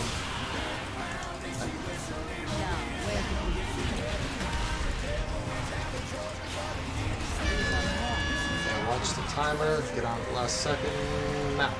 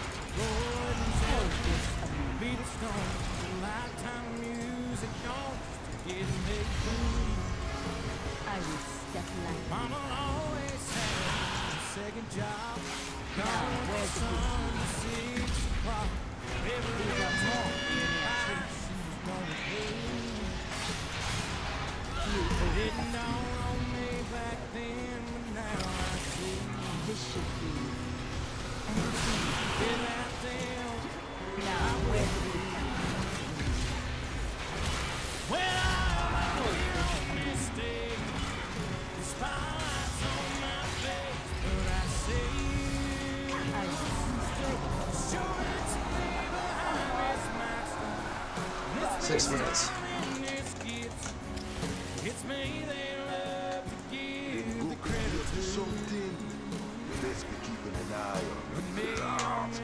Now hurry back with my wardrobe.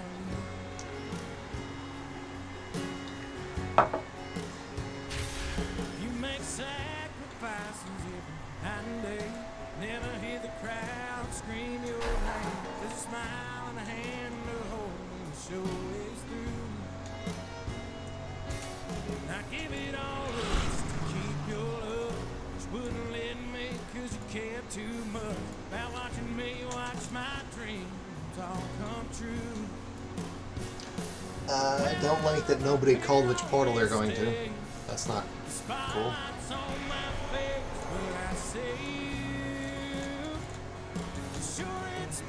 There's the warrior. Going top right.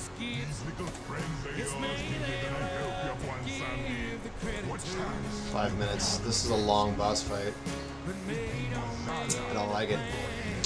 Don't like it. Might as well get a full buff. Because the fucking tank is so slow.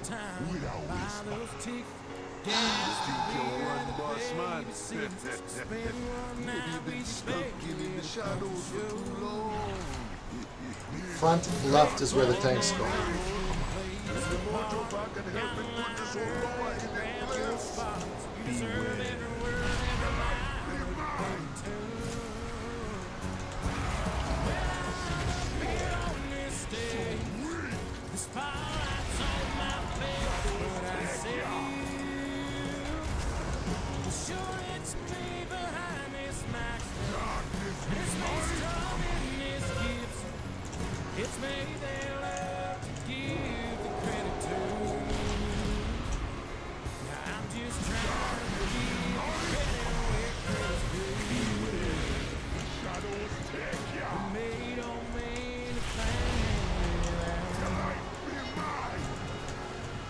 It's the melee hit.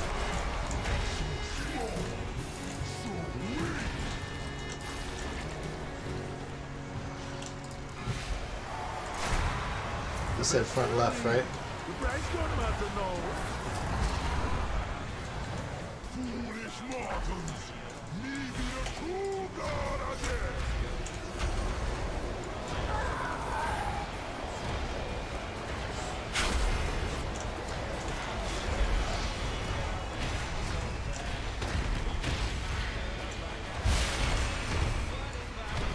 You never care about your people, only power. You had better to pay attention before forever.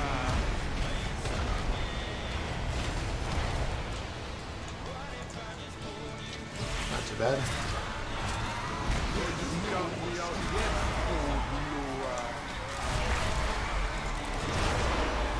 See, I'm always trying to be close to these stairs because I want to drop that debuff way over here if I can.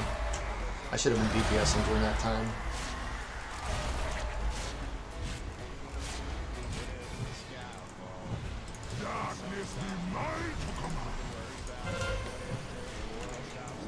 Seconds matter.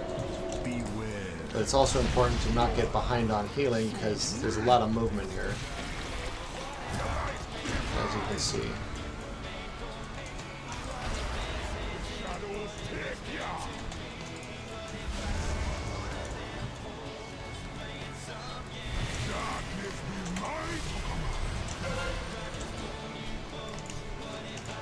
Drop it out of the way over there.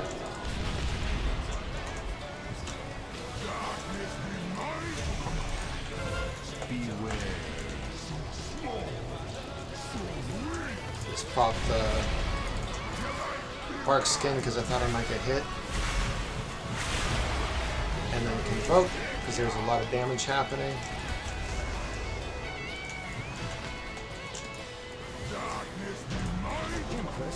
Did we time it? We killed that pretty fucking quick. Tell me we timed it. I got it!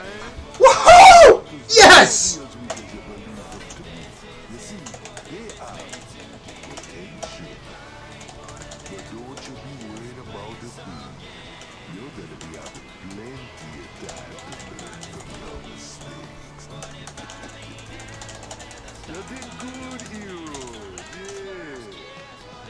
Oh my god, finally got KSM. Fucking pugged it. Oh man. I've been way too stressed out about that. Send this guy a friend request. You better watch your tongue, little thing. One song with the boss man now.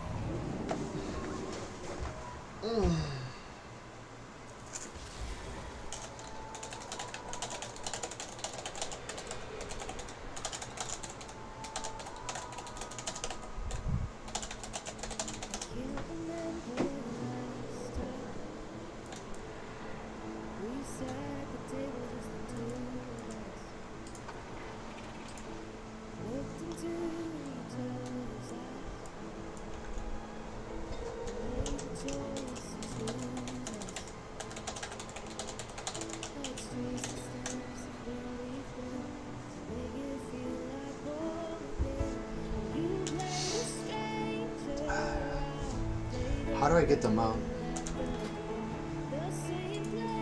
Does it just go into my mount, or is that an item I just got? Not too much crap in here.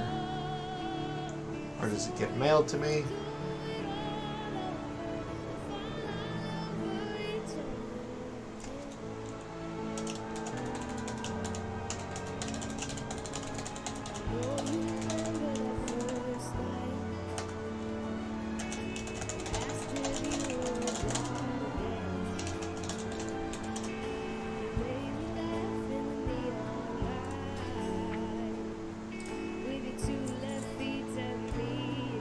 What is even the name of that fucking mount? Oh, it's been added to my collection. Sin Touch Deathwalker is actually the name. I'm gonna favorite that son of a bitch, you bet. Oh yeah. Oh yeah. Oh fucking yeah.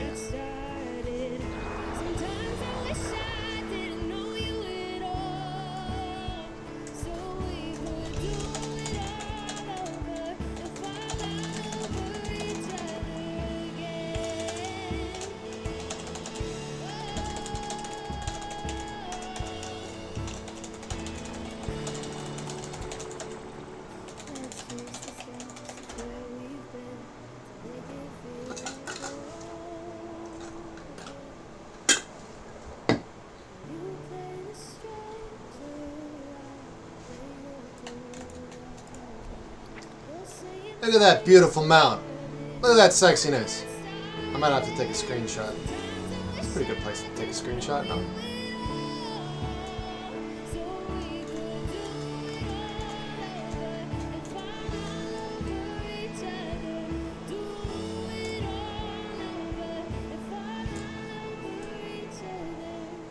How do you fucking hide the UI? I forget.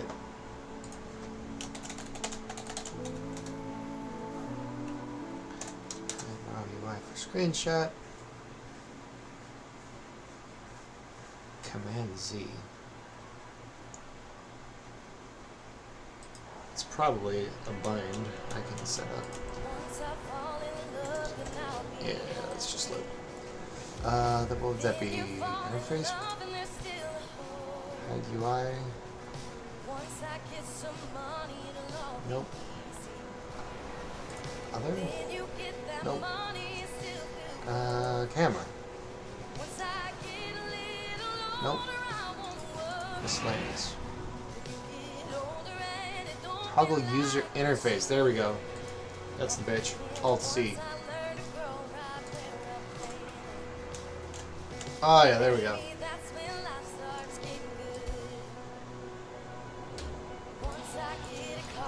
Don't want these people in the foreground.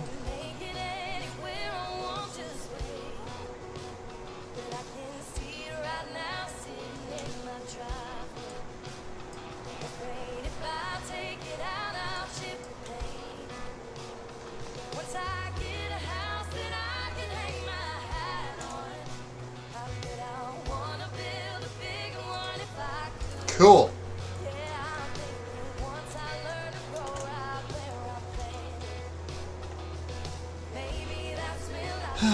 Fucking A. Okay, I'm gonna add that to my Opie ring so I can flex on it when I want to.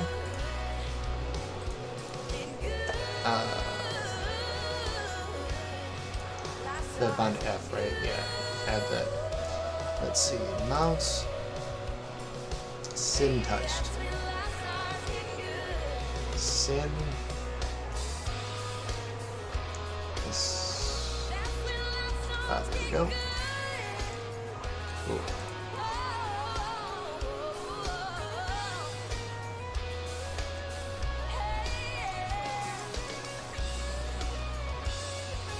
I'm gonna brag about that in my Discord real quick because I can.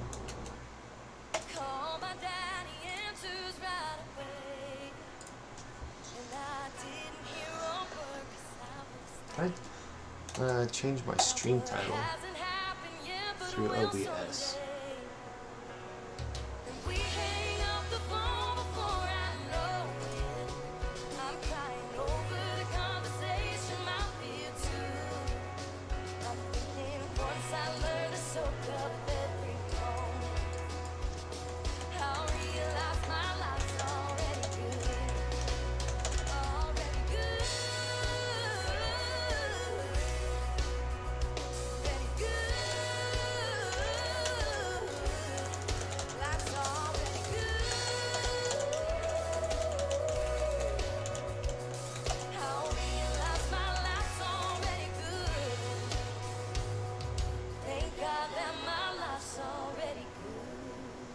Fucking A.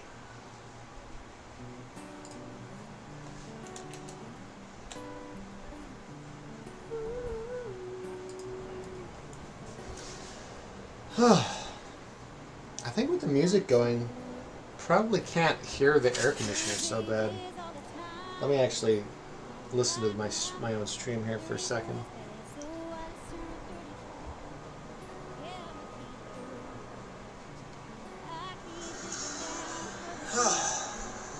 I think with the music going, probably can't hear the air conditioner so bad. No, I can hear it. Let me actually listen to my stream.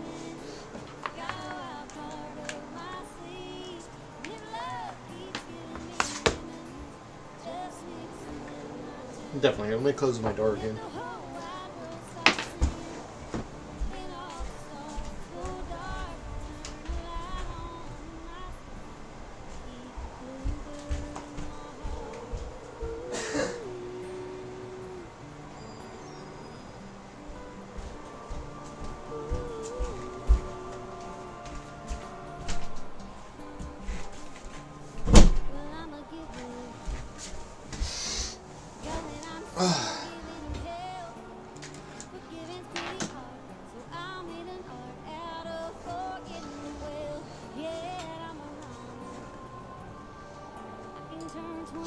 Where did that screenshot go?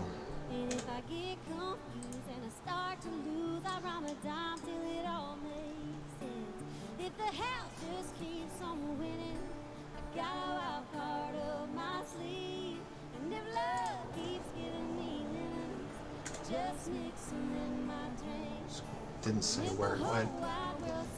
I have not.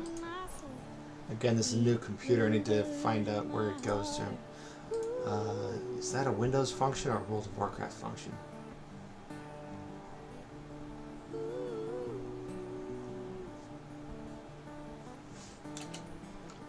I guess I'll Google that real quick.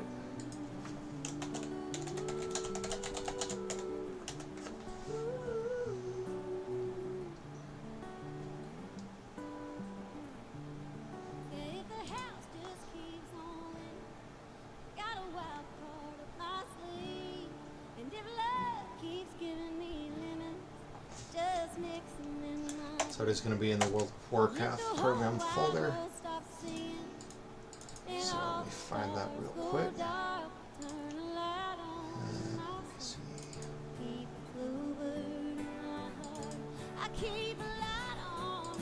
World of Warcraft, retail, screenshots. There we go. Yeah, baby.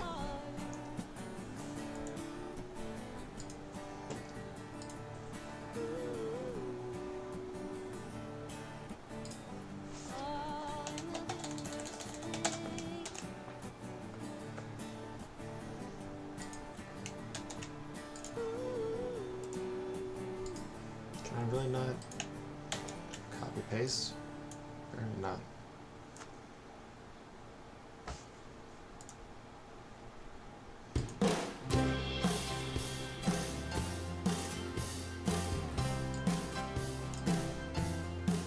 I was a third string dreamer on a second place team. I was hell on wheels with a full head of steam. A coach put me in. I'm still proud of that hit. I was the last resort, go to prom with the queen, next to an ex-boyfriend who broke her heart that week. No, I didn't get lucky, but I still felt like a king. And might not mean much to you, but it does to me. So say I'm in the middle of the road, not much to show, underachieving average Joe. But I'm a hell of a lover, a damn good brother, and I wear this heart on my sleeve. Might not mean much to you, but it does to me. I was the one phone call when my brother went to jail. On my guitar just to pay his bail. No, I'll never get it back, but I'm okay with that. I was the first man standing next to my best friend. Made the love of his life, said I'd do to him. And I was a couple of days dead. I still remember that stage. That might not mean much to you, but it does to me. Alright, communication. I got a few dailies to do if you're taking a break. I'd like to do more with this tank if he wants to.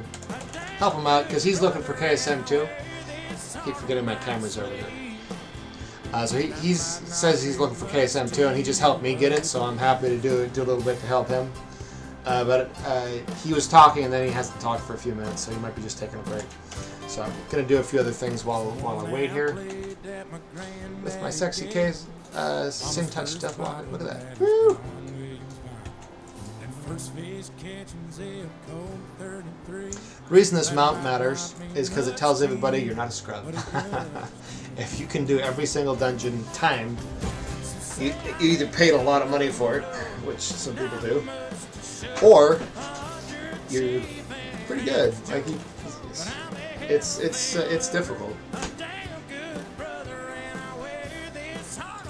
So let's do. It's got to do its full scan first, and then I'll do a undercut scan to see if my feast has been undercut yet.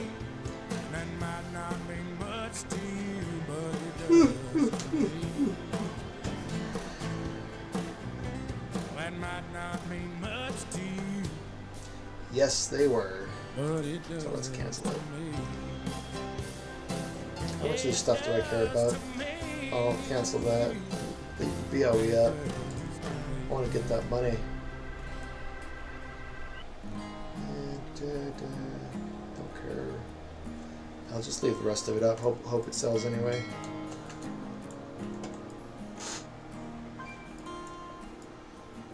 I've always been a rolling stone with a reckless streak. Yeah, the grass never gets too grown underneath my feet.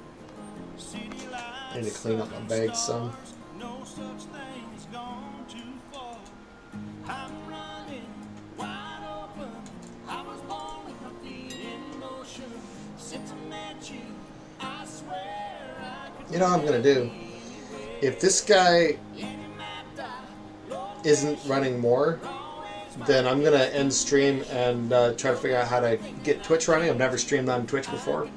I'm gonna try to get that going, so I don't know how long it'll take. Might be easy. Might take a minute, but I'll start streaming on Twitch at Re-Vera Life, same as my Twitter, same as the YouTube. I do have an account there, so you can follow me even though I've never streamed before, and then you'll see when I am streaming. Easy peasy. In fact, I could probably link that. That'd probably be smart, right?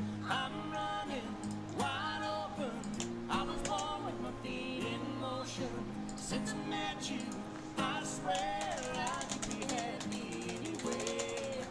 In that dark location, you're always my destination. You're the only thing that I'm chained to. I could be happy anyway. I could be happy anyway with you. So girl, I hope you know. Wherever you go, I know. I'm running wide open. I was born with my feet in motion. Since I met you, Alright, let's get rid of some shit. I could be happy anyway.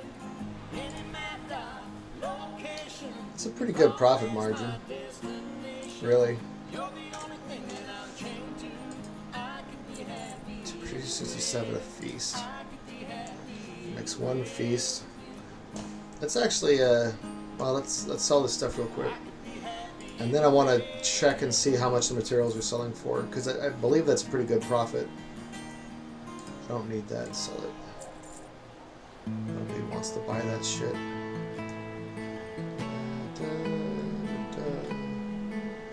Sell that. Okay. Let's see how much it would cost to make a feast. So it takes 5 of these. So call that 25. And 5 of those. Round up to 4, so it'd be 20, so I'm up to 45 gold. Practically, just rounding error. 45.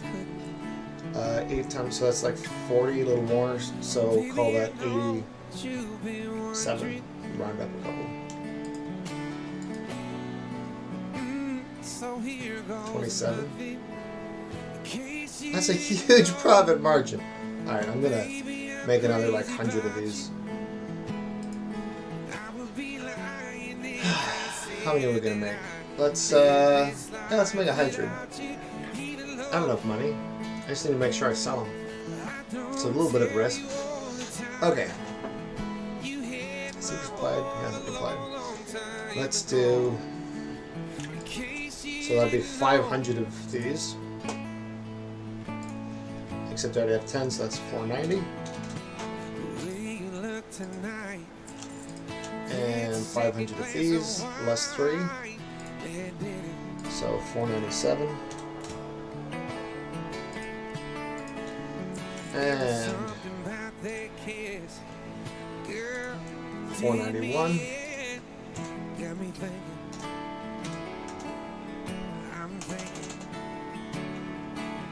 Oh, fuck.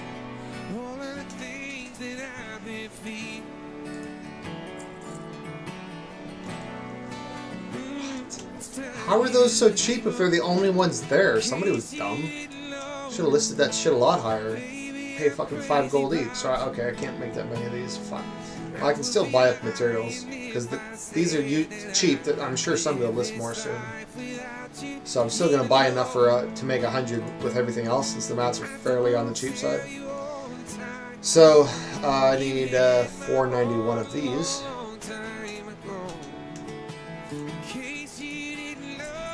And 300 of these.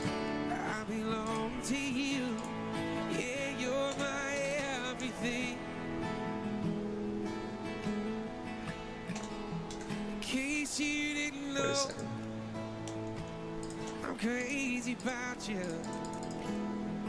There isn't any? Oh, they were just on there. Somebody must have saw me buying up big chunks of mats and beat me to it. Somebody who's probably manipulating the market for these feasts because that's some good money.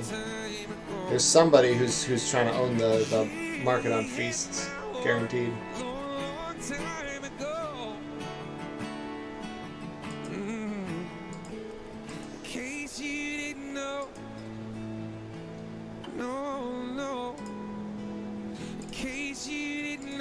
Let's see if he's undercut me already or not.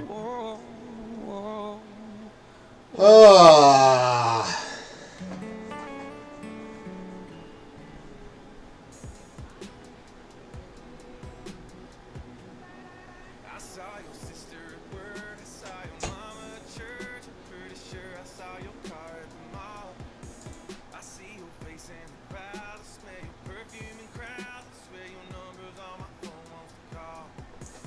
What? Xander Hall's playing World of Warcraft.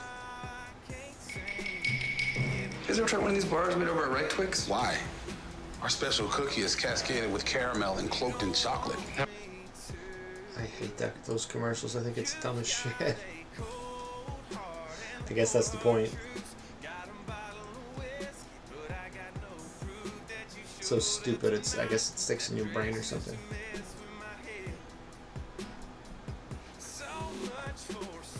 Did I not have them listed, or do they sell already?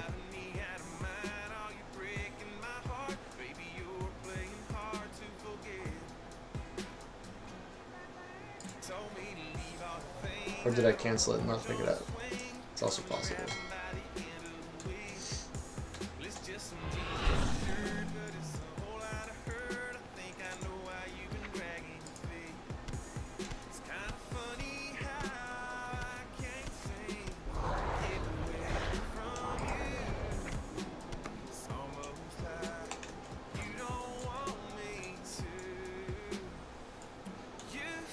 It's so dumb this mount can't be used in the mall. It's so hard to get. and it looks like something that you could use in the mall, you should be able to use it in the mall.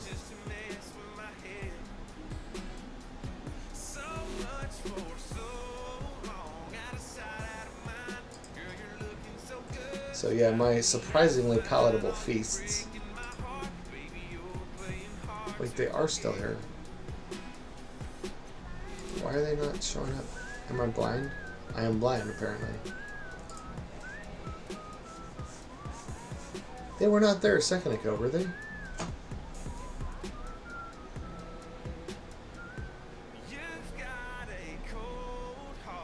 Cool, so not undercut yet. Let's just see if the Ellison... Ellison? I don't even know how to pronounce that. There we go, there's some. Let's get 300 real quick if we can. Bam! Let's see if we got some wings up. Fuck, no wings yet. I don't want to go farm wings. They're fucking usually cheap. I'm sure somebody will post some.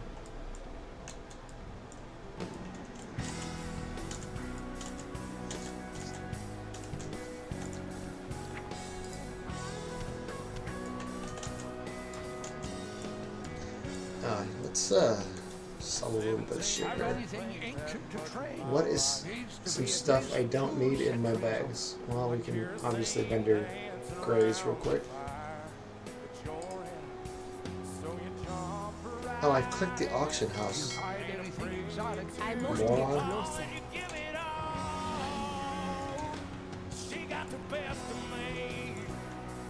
How may I assist?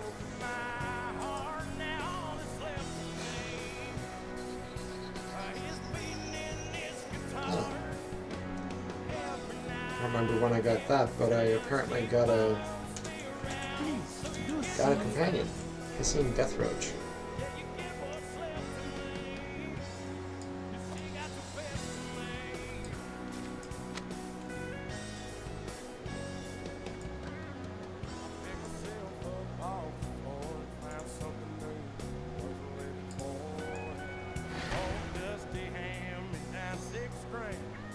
I just remember to use up stupid shit like that. Primal Spirit. I'm tempted to just delete them. I don't know if I need it for anything. I don't think I do.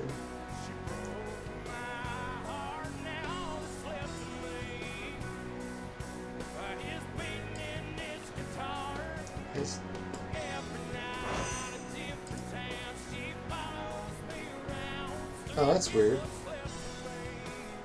Why are they not in a straight line like they used to be? That's why I was having trouble finding stuff. For some reason my bags changed the way they're laid out slightly. And I don't like it. Anyway. I think I can sell some gear pieces. I get gear pieces from those missions and I don't even pay attention because I don't need it. So it ends up cluttering up my bags if I don't pay attention. Yeah, I'm using that for Guardian at the moment.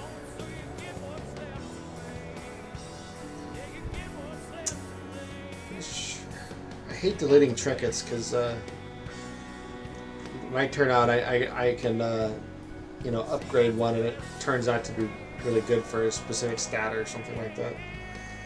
For a specific spec. That's a really good single hand, so if I get a 226 offhand, it's going to actually be better than my staff, so I'm saving that.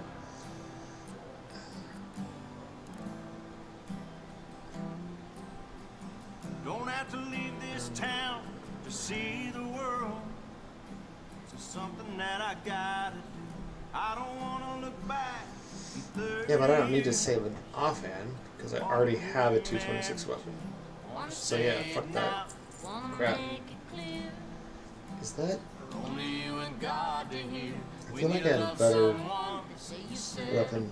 Do I not have a better weapon? Yeah, 207. I have a better weapon for Guardian now, so I don't need that. So your history.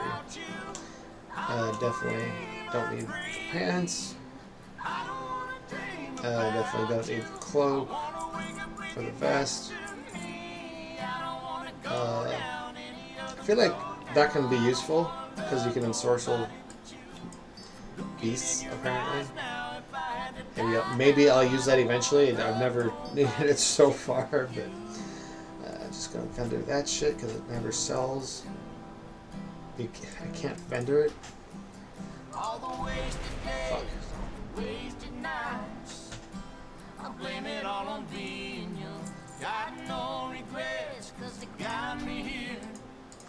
I don't wanna waste another one. I've been thinking about what I want in my life. It begins and ends the same. Alright. If I had to choose what I couldn't lose, there'd only be one thing. I don't wanna live without you. I don't wanna even breathe. I don't wanna dream about you. I wanna wake up with you next to me. I don't wanna go down any other road now. I don't wanna love nobody but you. Looking in your eyes now, if I had to die now, I don't wanna love nobody but you.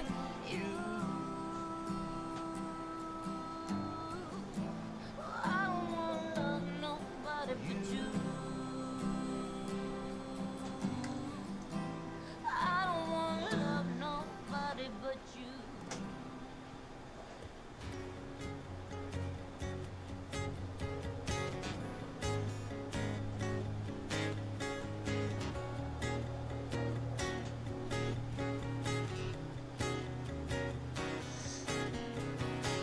Aha!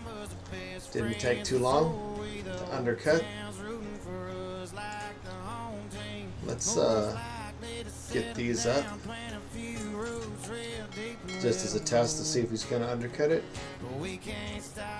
Since it doesn't even cost 100 gold to make a feast, I will post these at like fucking 180 just so that whoever's trying to control the market's going to buy them. I think. I don't want to fuck up the whole market, but I do need to sell them. I have most of my gold wrapped up in this investment.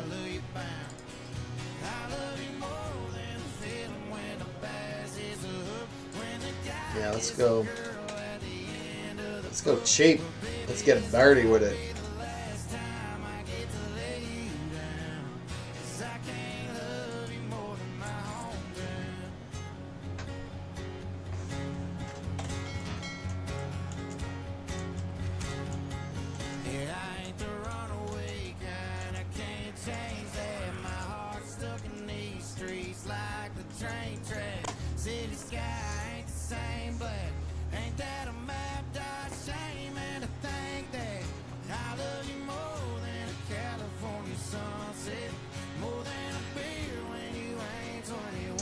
Let's check some Twitter, see what's going on in Twitterverse.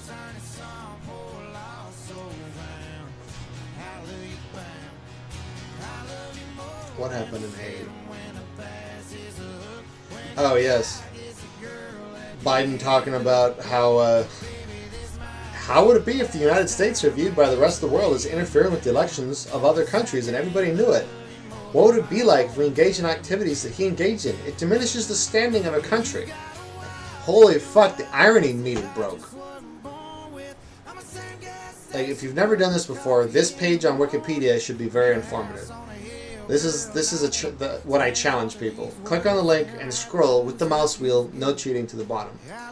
That's how long this page is. These are all different regimes that the U.S. either overthrew or helped overthrow or interfered in the elections of.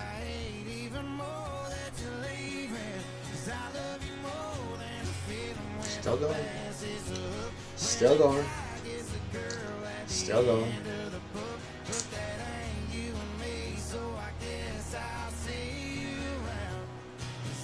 Still going.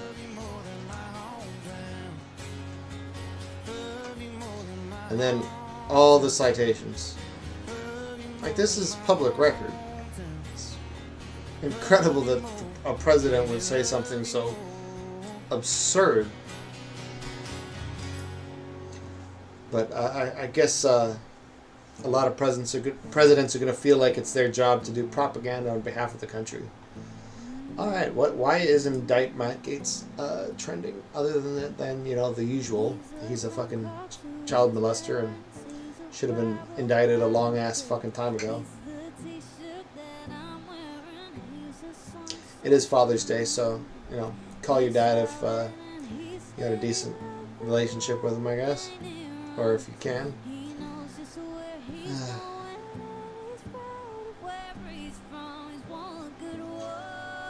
Yeah, I don't think it's anything new. I think it's just the general fucked up shit.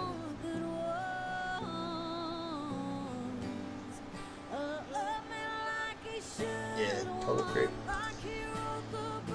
Okay, what else is going on?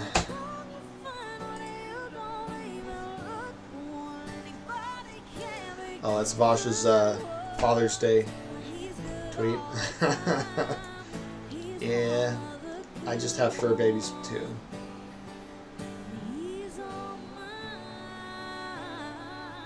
Marriage, this right here. Whores deserve STDs. Close your legs, girls. Stop being whores. Stop being whores. You hear that? Stop. Interview the horny boys. I love Shu. She's the meme queen.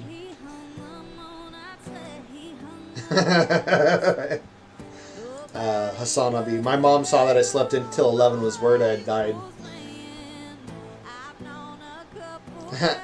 No stream today to spite you.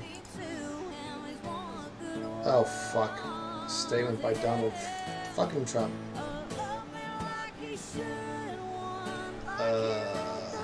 Go away.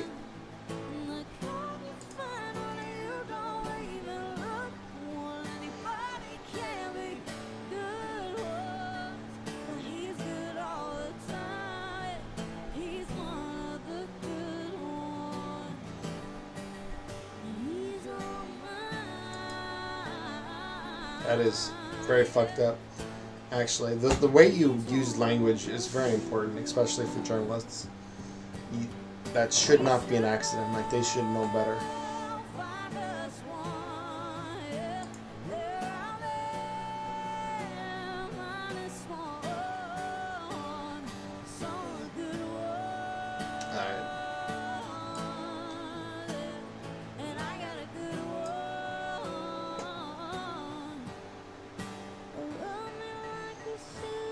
Alrighty. Well, we got KSM. So, we got her done. We ran 2 dungeons. I'm gonna quit stream. Probably still be in game a little bit, but I'm also gonna be up and doing other things and getting lunch, stuff like that. So, welcome to Say Hi in Game. If you, as you can see, my name Green Touch. I'm on Hygel, and you know, also message me, Twitter, and whatever else. I am looking forward to lining up some conversations, so I'm going to have a talk with Sonsul soon, Twitch streamer, small but you know, bigger than me. He's got 20 to 50 viewers usually, and I'm going to see about lining some up with some other people. You know, I've networked with Demon Mama and Denims and Conyer and Xander Hall a little bit. It's not impossible that I could have Vosh raid into me, which would be awesome. That would really get me rolling. But he replies to my DMs eventually, just because I've been a member of the community for so long and tier 4 subscriber and shit. But whether he would actually raid into me, we'll see. But if he would, that'd get me going. I think I would get enough follows out of that to always have, you know, at least a small audience. If I can just have like 5-10 people, like every time I stream, then that's cool, because it's a lot easier to stream when there's people talking and you can bounce off that. And yeah, I want to bring people in Discord and just talk. So I'm not going to do it right now, because I'm going to go get lunch and stuff. But one of the things I'm going to do later is I'm just going to go into Discord servers like Hassan's Discord and Vosh's Discord and start jumping into channels and seeing if people just want to have a casual talk in those channels. Because there's usually some debates or something going on, so have some good combos like that.